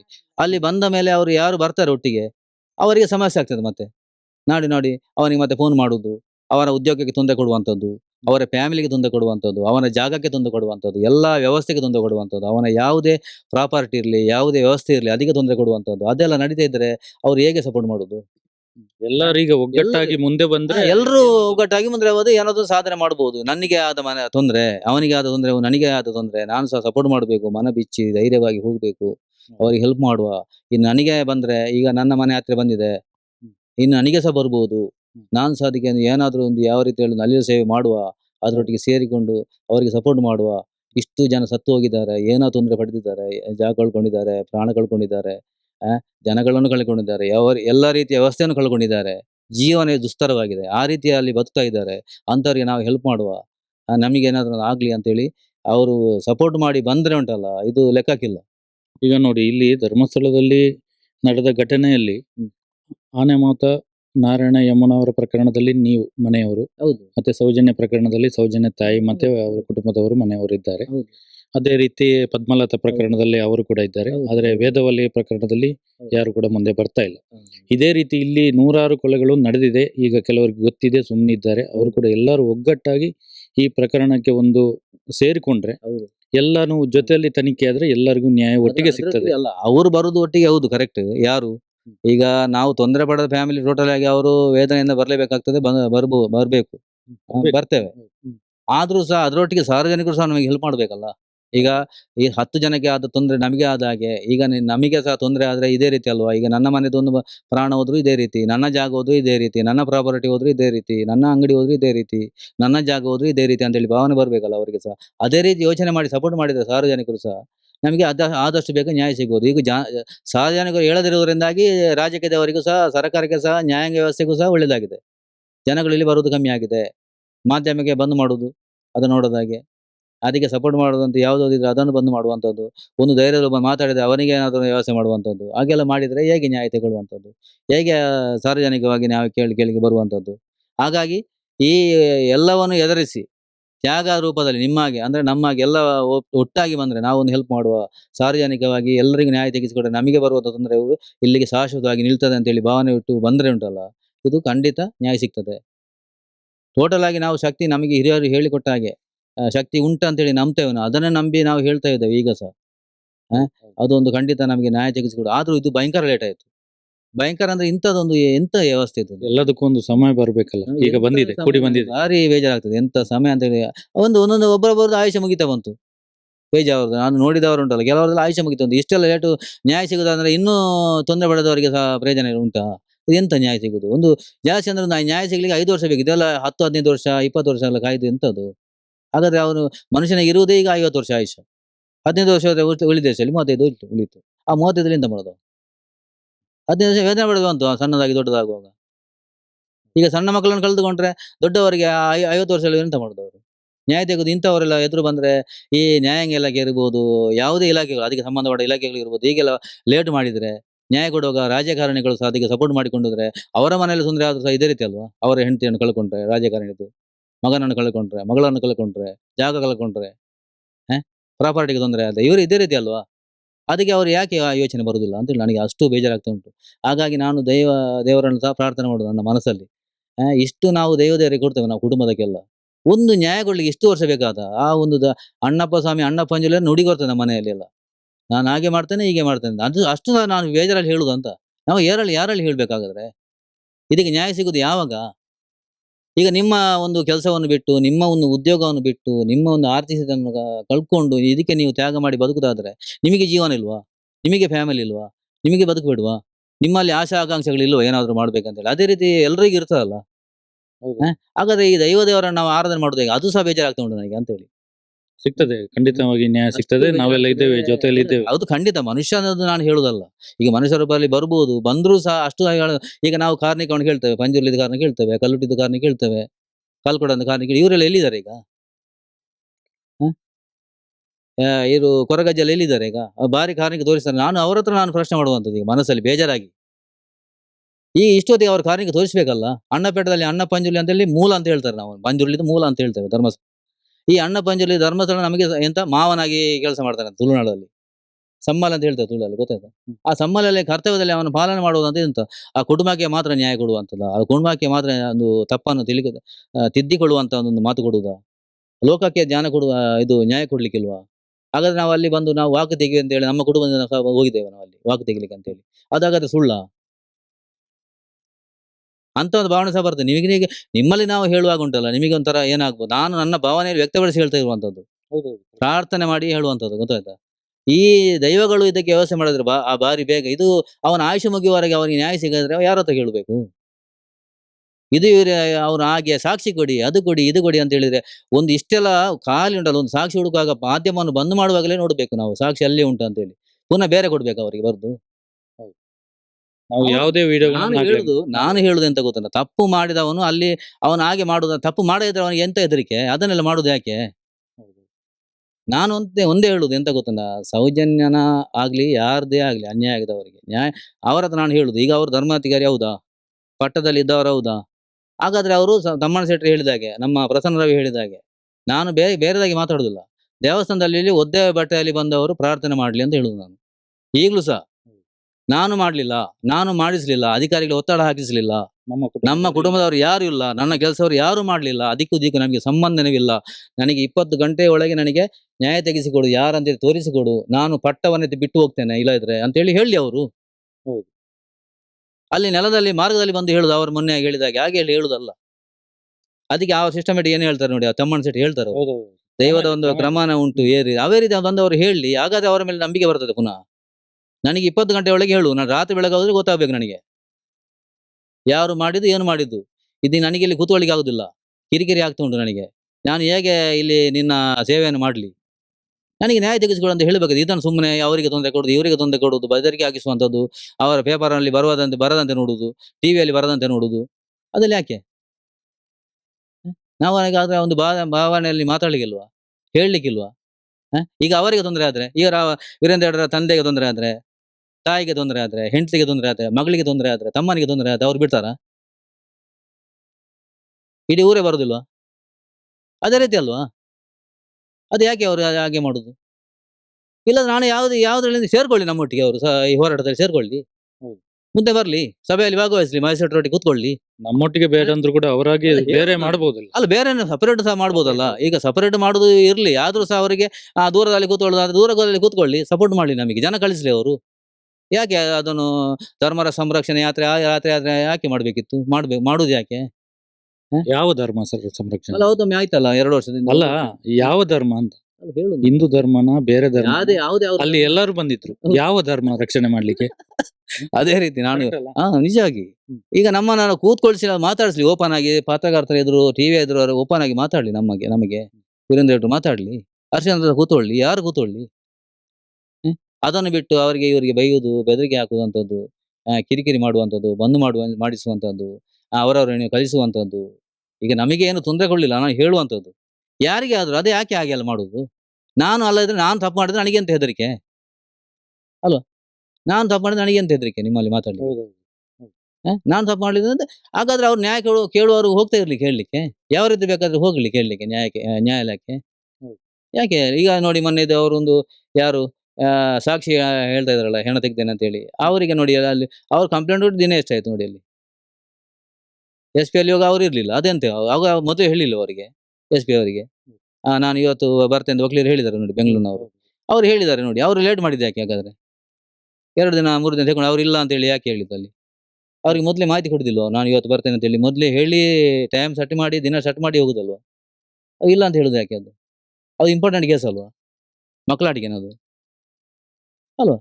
ಅದೇ ರೀತಿ ಅದನ್ನು ಅವರು ಮಾಡ್ಬೇಕಿತ್ತು. ಅದೇ ರೀತಿ ಇಂಪಾರ್ಟೆಂಟ್ ಆಗಿ ಅದಕ್ಕೆ ನಾವು 3 ಹೊತ್ತಿಗೆ ಊಟ ಮಾಡ್ತೇವೆ, ಅದೇ ರೀತಿ ಅದಕ್ಕೆ ಇಂಪಾರ್ಟೆಂಟ್ ಕೊಡ್ಬೇಕಲ್ಲ. ಇದು ಒಂದು ಲಾಟ್ಪಟ್ ಕೆಲಸ ಅಲ್ಲ, ಇದು ಕೇಸ್ ಅಲ್ಲಲ್ಲ. ಎಷ್ಟು ವರ್ಷ ಆಯ್ತು ನೋಡಿ. ಅದಕ್ಕೆ ಇಂಪಾರ್ಟೆಂಟ್ ಅವ್ರು ಊಟ ಮಾಡಿದ್ರು ಸಹ ಅದಕ್ಕೆ ಇಂಪಾರ್ಟೆಂಟ್ ಕೊಡ್ಬೇಕಲ್ಲ ಅವರು. ನಾನು ಊಟ ಮಾಡ್ತೇನೆ ಇದನ್ನು ನೋಡ್ತೇನೆ ಅಂತ ಹೇಳಿ. ಇಲ್ಲಾಂದ್ರೆ ಅವರೇ ದಿನ ಫಿಕ್ಸ್ ಮಾಡ್ಬೇಕು, ಟೈಮ್ ನೋಡ್ಬೇಕು. ಅದೇ ಅವರಿಗೆ ಪ್ರಯೋಜನ ಆಗಿ ಅವರು ಹೇಳುವಂತದ್ದೇ, ಅವ್ರು ಕೇಳುವಾಗ್ಲೂ ಹೇಳ್ಬೇಕಲ್ಲ, ಇಂಥ ದಿನ ನೀವು ಬರ್ಬೇಕಂತ ಹೇಳಿ ಹೇಳ್ಬೇಕಲ್ಲ. ಅವ್ರಿಗೆ ಫೋನ್ ಮಾಡಿ ಕಾಂಟ್ಯಾಕ್ಟ್ ಮಾಡುವಾಗ ಮಾತುಕತೆ ಮಾಡಿ ಅಲ್ಲ ದಿನ ಇಡುದು, ಅದಕ್ಕೆ ಟೈಮ್ ಇಡುವಂಥದ್ದು. ಅದಕ್ಕೆ ಅವರು ಬರಲೇಬೇಕಲ್ಲ, ಇಲ್ಲದೆ ಅವರ ಪರವಾಗಿ ಜನವನ್ನು ಇಡಬೇಕಲ್ಲ ಅಲ್ಲಿ. ಇಲ್ಲ ಅಂತ ಹೇಳಿದ್ರೆ ಆ ಕಾನೂನು ವ್ಯವಸ್ಥೆ ನಂಬುದೇಗೆ, ಪ್ರಜಾವಾದ ನಂಬುದೇಗೆ, ಬದುಕಲಿಕ್ಕೆ ಉಂಟು ನಮಗೆ ಗೊತ್ತಿಲ್ಲ. ಬದುಕುವುದೇ ಒಂದು ದುಸ್ತರ ಪರಿಸ್ಥಿತಿ, ದಾರಿಯಲ್ಲಿ ಹೋಗುವುದೇ ಒಂದು ದುಸ್ತರ.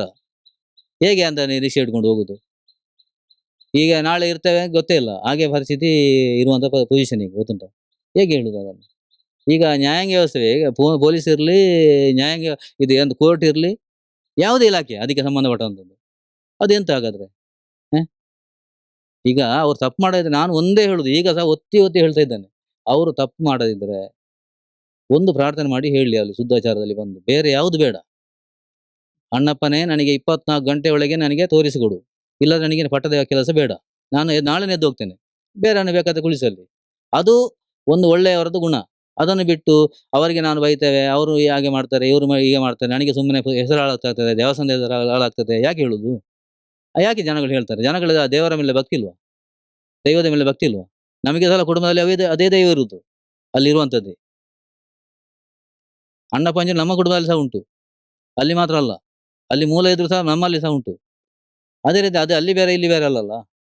ಹಾಗಾದ್ರೆ ನಮಗೆ ಗೌರವ ಇಲ್ಲದ ಉಂಟಾ? ಉಂಟು. ಅದಕ್ಕೆ ಅವನು ಅದರ ಹೆಸರು ತೆಗಿತಾರೆ, ದೇವಸ್ಥಾನದ ತೆಗಿತಾರೆ, ಅದನ್ನು ಹಾಳು ಮಾಡ್ತಾರೆ. ಅದನ್ನು ಹೇಳುವಂಥದ್ದು ಯಾರು? ಆ ಒಂದು ಜಡ್ಜಿಗಳಿಗೆ ಸಹ ಅರ್ಥ ಆಗುದಿಲ್ವಾ? ಆ ಪೊಲೀಸ್ನವರಿಗೆ ಸಹ ಅರ್ಥ ಆಗುದಿಲ್ವಾ? ಆ ಸಂಬಂಧಗಳ ಇಲಾಖೆಗೆ ಅರ್ಥ ಆಗುದಿಲ್ವಾ? ರಾಜಕಾರಣಿಗೆ ಅರ್ಥ ಆಗುದಿಲ್ವಾ? ಅದಕ್ಕಿಂತ ಸಪೋರ್ಟ್ ಮಾಡಿ ಕೂತ್ಕೊಳ್ಳುವಂಥದ್ದು. ಈಗ ಅವರ ಮನೆಯಲ್ಲಿ ಅವರ ತಂಗಿ, ಅವರ ಅತ್ತೆಗೆ, ಅವರ ತಾಯಿಗೆ ಎಲ್ಲ ಇದೇ ರೀತಿ ತೊಂದರೆ ಬಂದ್ರೆ ನಮ್ಮ ರೀತಿ ಅವ್ರೇನು ಮಾಡ್ತಾರೆ? ಅದಕ್ಕೆ ಉತ್ತರ ಅವರಿಗೆ ನೋಡಿ, ಅಲ್ಲಿ ಬೇಕಾದ ವ್ಯವಸ್ಥೆ ಮಾಡಿಕೊಂಡಿದ್ದಾರೆ, ಅವರಿಗೆ ನ್ಯಾಯ ಸಿಗ್ತದೆ ಅಂತ ಹೇಳಿ ಕಾತು ಕೂತ್ಕೊಂಡಿದ್ದಾರೆ. ಅದೇ ನಮ್ಮ ರೀತಿ ಪೊಸಿಷನ್ ಇದ್ರೆ ಅವ್ರು ಎಂತ ಮಾಡ್ತಾರೆ?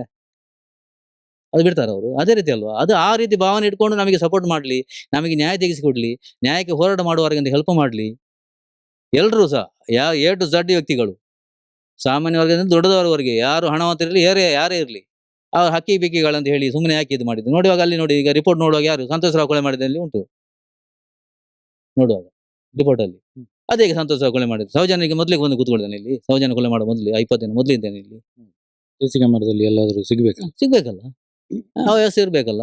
ಅದೆಲ್ಲ ಅದಕ್ಕೆ ಫಿಕ್ಸ್ ಮಾಡಿ ಕೊಡುವಂಥದ್ದು. ಆ ಯೋಗೀಶ್ ಕುಮಾರ್ ನಿಜವಾಗಿ ಆ ಪೊಲೀಸ್ನವ್ರಿಗೆ ಅವ್ರಿಗೆ ಹೆಣ್ತಿಲ್ವಾ? ಅಲ್ಲಿ ಮಕ್ಳಿಲ್ವಾ? ಅವ್ರಿಗೆ ಅತ್ತೆ ಇಲ್ವಾ? ಅವ್ರ ತಾಯಿ ಇಲ್ವಾ? ತಂದೆ ಇಲ್ವಾ? ಅವರಿಗೆ ಸಹ ವೇದನೆ ಬರುದಿಲ್ಲ? ಅವ್ರು ಯಾಕೆ ಸಹ ಮಾತಾಡುದಿಲ್ಲ? ಅವರು ಸಹ ಮಾತಾಡ್ಬೇಕು. ನನ್ನ ಕಂಡ ಯೋಗೀಶ್ ಕುಮಾರ್ ಮಾಡ್ಲಿಲ್ಲ, ನನ್ನ ಮಗ ಮಾಡ್ಲಿಲ್ಲ, ತಂದೆ ತಾಯಿ ಹೇಳ್ಬೋದಲ್ಲ ನೀವು ಮಾಧ್ಯಮದಲ್ಲಿ ಬಂದು. ಯೋಗೀಶ್ ಕುಮಾರ್ಗೆ ಯಾಕೆ ಧೈರ್ಯದಲ್ಲಿ ಮಾತಾಡ್ಲಿಕ್ಕೆ ಆಗುದಿಲ್ಲ? ಯಾಕೆ ಅಂತ ಅನ್ಯಾಯ ಮಾಡ್ಬೇಕು? ಅದಕ್ಕೆ ಕೆಲಸಕ್ಕೆ ಸೇರಿದವರಲ್ಲಿ ಪೊಲೀಸ್ ಇಲಾಖೆಗೆ. ನನಗೆ ಕೆಲಸ ಬೇಕಂದ್ರೆ ಅವ್ರ ತಾಯಿ ತಂದೆ ಎಷ್ಟು ಪ್ರಾರ್ಥನೆ ಮಾಡ್ತಾರೆ, ನನ್ನ ಮಗನಿಗೆ ಕೆಲಸ ಸಿಗಬೇಕು, ಗೌರ್ಮೆಂಟ್ ಕೆಲಸ ಬೇಕು. ಯಾರಿಗೆ ಯಾವ ದೈವ ಕೇಳಿ ಹರ ಕೇಳಿರ್ಬೇಕು ಅವರು, ಯೋಗೀಶ್ ಕುಮಾರ್ ಕೆಲಸ ಬೇಕು ಅಂತೇಳಿ. ಈಗ ಕೆಲಸ ಸಿಕ್ಕಿದ ಮೇಲೆ ಹೀಗೆ ಮಾಡುದಾ? ಅವ್ರು ಹೇಳ್ತಾರೆ ಅದಕ್ಕೆ ಸಪೋರ್ಟ್ ಮಾಡಿ, ಅದು ಕೆಲಸ ಬಿಟ್ಟು ಹೋಗ್ಬೋದಲ್ಲ ಅವರಿಗೆ ಅಂತ ಇದು ಬಂದ್ರೆ. ಯಾಕೆ ಕೆಲಸ ಮಾಡುದು ಅದರಲ್ಲಿ? ಹಾಗಾದ್ರೆ ಅವ್ರಿಗೆ ಎಂತ ಕೆಲಸ ಮಾಡ್ಬೇಕಂತೇಳಿ, ಹಣ ಮಾಡ್ಬೇಕಂತೇಳಿ ಬಂದದಲ್ಲ ಅವರು. ನ್ಯಾಯ ತೆಗೆಸಿ ಕೊಡಬೇಕು, ಸಮಾಜಕ್ಕೆ ಒಳ್ಳೆ ಸಂದೇಶ ಕೊಡಬೇಕು, ಒಳ್ಳೆ ಉದ್ಯೋಗ ಮಾಡಬೇಕು, ನನ್ನ ಜೀವನ ನಾನು ತೆಗಿಬೇಕು, ಸಮಾಜಕ್ಕೆ ಒಳ್ಳೆ ರೀತಿಯಲ್ಲಿ ನಾನು ಕೆಲಸ ಮಾಡಬೇಕು, ಎಲ್ಲ ರೀತಿಯಲ್ಲೂ ನಾವು ಜನಗಳಿಗೆ ಒಂದು ಮಾರ್ಗದರ್ಶನ ಆಗಿ ಕೆಲಸ ಮಾಡ್ಬೇಕಂತೇಳಿ ಅದಕ್ಕೆ ಸೇರಿದ ಮೇಲೆ ಆಗುದಿಲ್ಲ ಅಂತೇಳಿ ಬಿಡ್ಬೇಕಲ್ಲ ಅಂತ ಒತ್ತಡ ಬರುವಾಗ. ಅದಕ್ಕೆ ಸೇರಿಕೊಂಡು ಯಾಕೆ ಕೆಲಸ ಮಾಡುದು ಅವರು? ಕೂಲಿ ಕೆಲಸಕ್ಕೆ ಹೋಗ್ಲಿಕ್ಕೆ ಆಗುದಿಲ್ಲ ಅವರಿಗೆ? ಇಲ್ಲ ಬೇರೆ ಒಂದು ಆ ಎಜುಕೇಶನ್ ಇರುವಾಗ ಬೇರೆ ಕೆಲಸ ಮಾಡ್ಲಿಕ್ಕೆ ಆಗುದಿಲ್ವಾ? ಇಷ್ಟು ಬೇಕಾದಷ್ಟು ಅವಕಾಶ ಉಂಟಲ್ಲ ಕೆಲಸ ಮಾಡ್ಲಿಕ್ಕೆ. ಪೊಲೀಸ್ ಇಲಾಖೆ ಯಾಕೆ ಬೇಕು? ಒಳ್ಳೆ ಮನಸ್ಸಿದ್ದವನು ಹಾಗೆ ಮಾಡ್ತಾನೆ, ಅಲ್ಲೇ ಕೂತ್ಕೊಳ್ತಾನೆ, ಅವ್ರು ಹೇಳ್ತಾರೆ ಅಂತೇಳಿ, ಹಣ ಕೊಡ್ತಾರೆ ಅಂತೇಳಿ ಕೆಲಸ ಮಾಡುದಾ? ಹಾಗೆಲ್ಲ ಅನ್ಯಾಯ ಮಾಡಿ ಕೆಲಸ ಮಾಡುದಾ? ನಾನು ಹೇಳುದು ಅವ್ರ ಹೆಂಡತಿ ಸಹ ಯಾಕೆ ಮಾತಾಡುದಿಲ್ಲ? ಅವ್ರ ಮಕ್ಕಳು ಯಾಕೆ ಮಾತಾಡುದಿಲ್ಲ, ಅವ್ರ ಫ್ಯಾಮಿಲಿ ಯಾಕೆ ಮಾತಾಡುದಿಲ್ಲ? ಹೌದು, ಅವರ ಮೇಲೆ ಇಷ್ಟೊಂದು ಅಪವಾದ ಬರ್ತಾ ಇದೆ, ಹೌದು, ಅವ್ರ ಮಾತಾಡ್ತಾ ಫ್ಯಾಮಿಲಿ ಇದ್ದಾರೆ. ಎಷ್ಟು ಇದರಲ್ಲಿ ಬದುಕ್ತಾ ಇದ್ದಾರೆ. ಈಗ ವೀರೇಂದ್ರ ಹೆಗಡೆ ಅವರ ಮಗಳು ಯಾಕೆ ಮಾತಾಡುದಿಲ್ಲ? ಅವ್ರ ಹೆಂಡತಿ ಯಾಕೆ ಮಾತಾಡುದಿಲ್ಲ?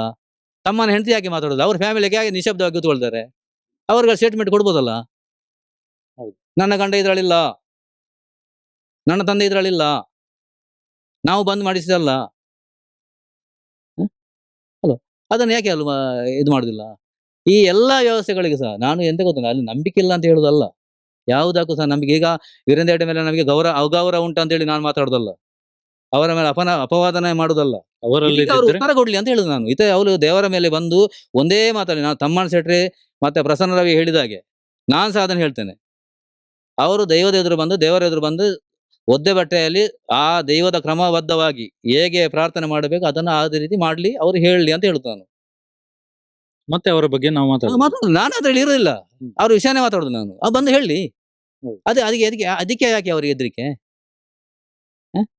ಇಲ್ಲಾಂದ್ರೆ ಅದರಲ್ಲಿ ಯಾವುದಕ್ಕೆ ಅವರು ಇಲ್ಲದಿದ್ರೆ ಆ ಮಹೇಶ್ ಶೆಟ್ಟರ್ನೊಟ್ಟಿಗೆ, ತಮ್ಮಣ್ಣ ಶೆಟ್ಟರ್ನೊಟ್ಟಿಗೆ, ಪ್ರಸನ್ನ ರವಿಯೊಟ್ಟಿಗೆ, ನಮ್ಮ ಯಾರು ಯಾರೆಲ್ಲ ಹೋರಾಟಗಾರರಿದ್ದಾರೆ, ಗಿರೀಶ್ ಮಠನ ಇರ್ಬೋದು, ಅವರೊಟ್ಟಿಗೆ ಸೇರ್ಕೊಳ್ಳಿ ಅವ್ರು ಸಹ. ನಾನು ಅದನ್ನೇ ಪುನಃ ಹೊತ್ತಿ ಹೇಳಿ. ಈಗ 2 ಸಲ ಇದರಲ್ಲಿ ನಿಮ್ಗೆ ಬರ್ಬೋದು, ನಾನು ಮಾತಾಡಿದ್ದು ಎರಡು ಸಲ ಡಬಲ್ ಇದು ಹೇಳಿರ್ಬೋದು. ಆದ್ರೂ ಸಹ ಅದನ್ನು ಹೊತ್ತಿ ಹೇಳಿದ್ರೆ ಆ ಬೇಜಾರದಲ್ಲಿ ನಾನು ಒಂದು ವೇದನೆಯಲ್ಲಿ ಹೇಳ್ತಾ ಇದ್ದೇನೆ. ಅದನ್ನು ಈಗ 2 ಸಲ ನಿಮಗೆ ರಿಪೀಟ್ ಆಗಿತ್ತು, ಗೊತ್ತಾಯ್ತು ಅದು ಹೇಳುವಾಗ. ರಿಪೀಟ್ ಆದ್ರೂ ಸಹ ಅದನ್ನೇ ಹೇಳುದು ನಾನು, ಗೊತ್ತಾಯ್ತು. ಇನ್ನೂ ಸಹ ನಾನು ಹೇಳುದು ಅದನ್ನೇ. ನಮ್ಮ ಇದಕ್ಕೆ ಈಗ ನೋಡಿ, ಅಲ್ಲೇ ಕೆಲಸ ಮಾಡಿದವರು ದೇವಸ್ಥಾನದಲ್ಲಿ, ಅಂತವರಿಗೆ ನ್ಯಾಯ ಸಿಗದಿದ್ರೆ ಇನ್ನು ಊರಿಗೆ ಉಪಕಾರ ಮಾಡಿ ಎಂತ ಪ್ರಯೋಜನ? ನಾನು ಅಲ್ಲಿ ದೇವಸ್ಥಾನ ಕಟ್ಟಿದ್ದೇನೆ, ಅದಕ್ಕೆ 5 ಲಕ್ಷ ಕೊಟ್ಟಿದ್ದೇನೆ, ಇದೀಗ 10 ಲಕ್ಷ ಕೊಟ್ಟಿದ್ದೇನೆ. ಅಲ್ಲಿ ಮನೆ ಕಟ್ಟಿ ಕೊಟ್ಟಿದ್ದಾನೆ ಅಂತ ಒಂಬೆಳಕು, ಎಂತ ಒಂದು ಮನೆದ ಹೆಸರು ಹೇಳ್ತಾರೆ ಅಲ್ಲಿ ವೇಣೂರಲ್ಲಿ, ಅಲ್ಲಿ ಇಲ್ಲೆಲ್ಲ ಇವರು ಮನೆ ಕಟ್ತಾರೆ ಯೋಜನೆಯಿಂದ. ಅದೇ ಮನೆ ನಮಗೆ ಸಹ ಕಟ್ಟಿಕೊಡ್ಬೋದಲ್ಲ. ಯಾಕೆ ಅವರು ಕಟ್ಟಿಕೊಡ್ಲಿಲ್ಲ? ಅವ್ರನ್ನ ಎಬ್ಬಿಸಿದೆ ಯಾಕೆ? ನಮ್ಮನ್ನು ಈಗ ಅವರಿಗೆ ಫ್ಯಾಮಿಲಿ ಉಂಟು ಅಂತೇಳಿ ಗೊತ್ತಿಲ್ಲ ಅವರಿಗೆ, ಅಲ್ಲಿ ನಮ್ಮನ್ನು ಕರೆದು ಮಾತಾಡ್ಬೋದಿತ್ತಲ್ಲ. ನೀವು ಅಲ್ಲಿ ಎದ್ದು ಹೋಗಿ, ನಮಗೆ ಅಲ್ಲಿ ಬಿಲ್ಡಿಂಗ್ ಕಟ್ಲಿಕ್ಕೆ ಉಂಟು, ನಿಮಗೆ ನಾವು ಒಂದು 5 ಸೆನ್ಸ್ ಮಾಡಿ ಬೇರೆ ಕಡೆ ಕಟ್ಟಿ ಕೊಡ್ತೇವೆ, ಯಾಕೆ ಹೇಳಿಲ್ಲ ಅವರು? ಬೇರೆ ಕಡೆ ಕೊಡ್ಬೋದು. ಕೊಡ್ಬೋದಿತ್ತಲ್ಲ, ವ್ಯವಸ್ಥೆ ಮಾಡಿ ಕೊಡ್ಬೋದು, ಕಟ್ಟಿ ಕೊಡ್ಬೋದಿತ್ತಲ್ಲ. ಅವ್ರು ತಾಕತ್ತಿಲ್ವಾ? ಇಡೀ ದೇಶವನ್ನು ಅಡಿಮೇಲೆ ಮಾಡ್ತಾರೆ, ಅವ್ರಿಗೆ ಗೊತ್ತಿಲ್ವಾ? ಆ ಮೋದಿ ಸಹ ಇದ್ದಾರೆ ಇಲ್ಲಿ ಪ್ರಧಾನಮಂತ್ರಿಯಾಗಿ, ಅಮಿತ್ ಶಾ ಇದ್ದಾರೆ ಕೇಂದ್ರ ಸರ್ಕಾರದಲ್ಲಿ, ಅದರೊಟ್ಟಿಗೆ ಅವರು MP ಆಗಿದ್ದಾರೆ. ಅದಕ್ಕೆ ಆಗಿ MP ಆಗಿದೆ ಇವರು. ಒಂದು ಸಮಾಜಕ್ಕೆ ಯಾವ ರೀತಿ ಮಾರ್ಗದರ್ಶನ ಕೊಡಬೇಕು, ಯಾವ ರೀತಿ ನಾವು ಬದುಕಬೇಕು ಅಂತ ಹೇಳಿ ಅವರು ಸಮಾಜಕ್ಕೆ ಹೇಳುವಂತದ್ದು. ಈಗ ನಾವು ಅವರಿಗೆ ಹೇಳುವಂತ ರೀತಿ ಆಗಿದೆ. ಯಾವ ರೀತಿ ಅದು ಎಷ್ಟು ಮಾತಾಡಿದ್ರೆ ಅವರ ಬಗ್ಗೆ ಉಂಟಲ್ಲ, ನೀವು ಇಲ್ಲಿ 1 ವಾರ ನಿಂತರೂ ಸಹ ಅಷ್ಟು ನಿಂತ್ಕೊಂಡು ಮಾತಾಡ್ಬೋದು. ಅಷ್ಟು ವಿಷಯಗಳುಂಟು. ಸಮಾಜಕ್ಕೆ ಬಂದವರು ಹೇಳಲಿ. ನಾನು ಹೇಳುದು ಅದೇ, ಓಪನ್ ಆಗಿ ಬಂದು ಎಲ್ಲಾ ಮಾಧ್ಯಮಗಳನ್ನ ಕರೆದು ಹೇಳಲಿ, ನಾನು ಅದ್ರಲ್ಲಿ ಇಲ್ಲ, ನನ್ನ ತಮ್ಮ ಇಲ್ಲ, ನನ್ನ ಕೆಲಸ ಅವರಿಲ್ಲ. ನೀವು ಅವರಿಗೆ ನಾನು ನಾರಾಯಣನವರಿಗೆ ತಂಗಿಯ ಗಂಡ ಮೈದುನ ಆಗ್ಬೇಕಲ್ಲ.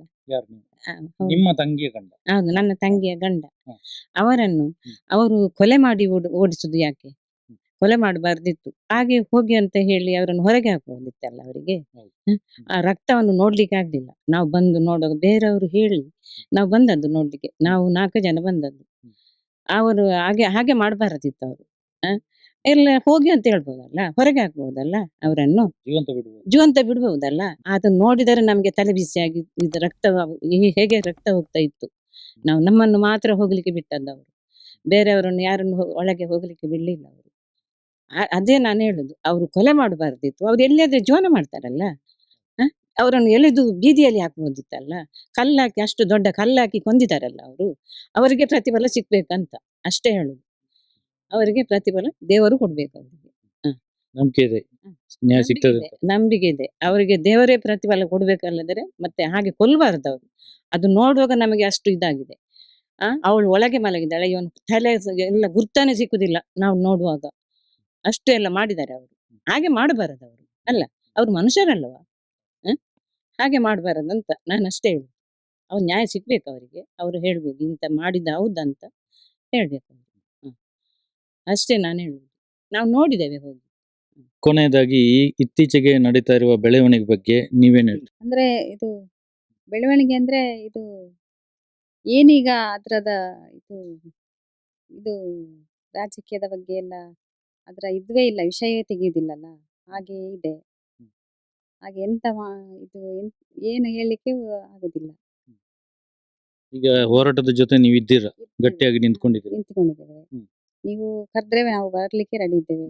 ಎಂತ ಹೇಳಿಕ್ಕೆ ಅದೇ ರಾಜಕೀಯವರೇ ಇದು ಅದನ್ನ ಇದು ಹ್ಮ್, ಮಾಡ್ತಾ ಇದ್ದಾರೆ. ಏನು ಮಾಡುದು? ತಂದೆಯವರ ಜೊತೆ ಮತ್ತೆ ನಿಮ್ಗೆ ಅತ್ತೆ, ತಂದೆ ಮತ್ತೆ ಅತ್ತೆಯವರ ಜೊತೆ ಯಾವ ತರ ನಿಮ್ಮ ಒಡನಾಟ ಇತ್ತು? ಅಂದ್ರೆ ತಂದೆ ಹತ್ರ ನಾವು ಅಲ್ಲಿ ಹೋಗ್ತಾ ಇದ್ದೇವೆ, ಮನೆಯಲ್ಲಿ ಇದು ಅಲ್ಲೇ ಇದ್ದೇವಲ್ಲ, ಹೋಗಿ ಬರ್ತಾ ಇದ್ದೇವೆ. ಮತ್ತೆ ಅತ್ತೆ ಎಲ್ಲ ಕೆಲ್ಸಕ್ಕೆ ಹೋಗ್ತಾ ಇದ್ರು, ತಂದೆ ಮನೆಯಲ್ಲೇ ಇದ್ರು. ನಾವು ಮಾತಾಡಿ ಎಲ್ಲ ಬರ್ತಾ ಇದ್ದೇವೆ ಅಲ್ಲಿ ತಂದೆ ಹತ್ರ ಹೋಗಿ ಬರ್ತಾ ಇದ್ದೇವಲ್ಲ. ಈಗ ಎಷ್ಟೋ ಹೆಣ್ಣು ಮಕ್ಕಳ ಅತ್ಯಾಚಾರ ಕೊಲೆ ಮಾಡಿದ್ದಾರೆ, ಈಗ ನಿಗೂಢವಾಗಿ ಕಾಣೆಯಾಗಿದ್ದಾರೆ. ಇಷ್ಟೆಲ್ಲ ಪ್ರಕರಣ ಈಗ ಒಬ್ರು ಮುಂದೆ ಬಂದಿದ್ದಾರೆ. ಈಗ ಎಲ್ಲರಿಗೂ ಒಟ್ಟಿಗೆ ಸೇರಿದ್ರೆ ನ್ಯಾಯ ಸಿಗ್ಬಹುದಾ? ಈಗ ಸುಮ್ಮನೆ ಕೂತಿದ್ದಾರೆ, ನಿಮ್ಮ ಕುಟುಂಬ ಈಗ ಮಾತಾಡ್ತಾ ಇದ್ದಾರೆ, ಸೌಜನ್ಯ ಕುಟುಂಬ ಮಾತಾಡ್ತಾ ಇದ್ದಾರೆ. ಈಗ ಬೇರೆಯವರು ಕೂಡ ಮುಂದೆ ಬಂದು ಈ ಹೋರಾಟ ಜೊತೆ ಕೈ ಜೋಡಿಸಿದ್ರೆ ಎಲ್ಲರಿಗೂ ನ್ಯಾಯ ಸಿಗ್ಬಹುದು ಅಂತ ನೀವು ಹೇಳ್ತೀರಾ?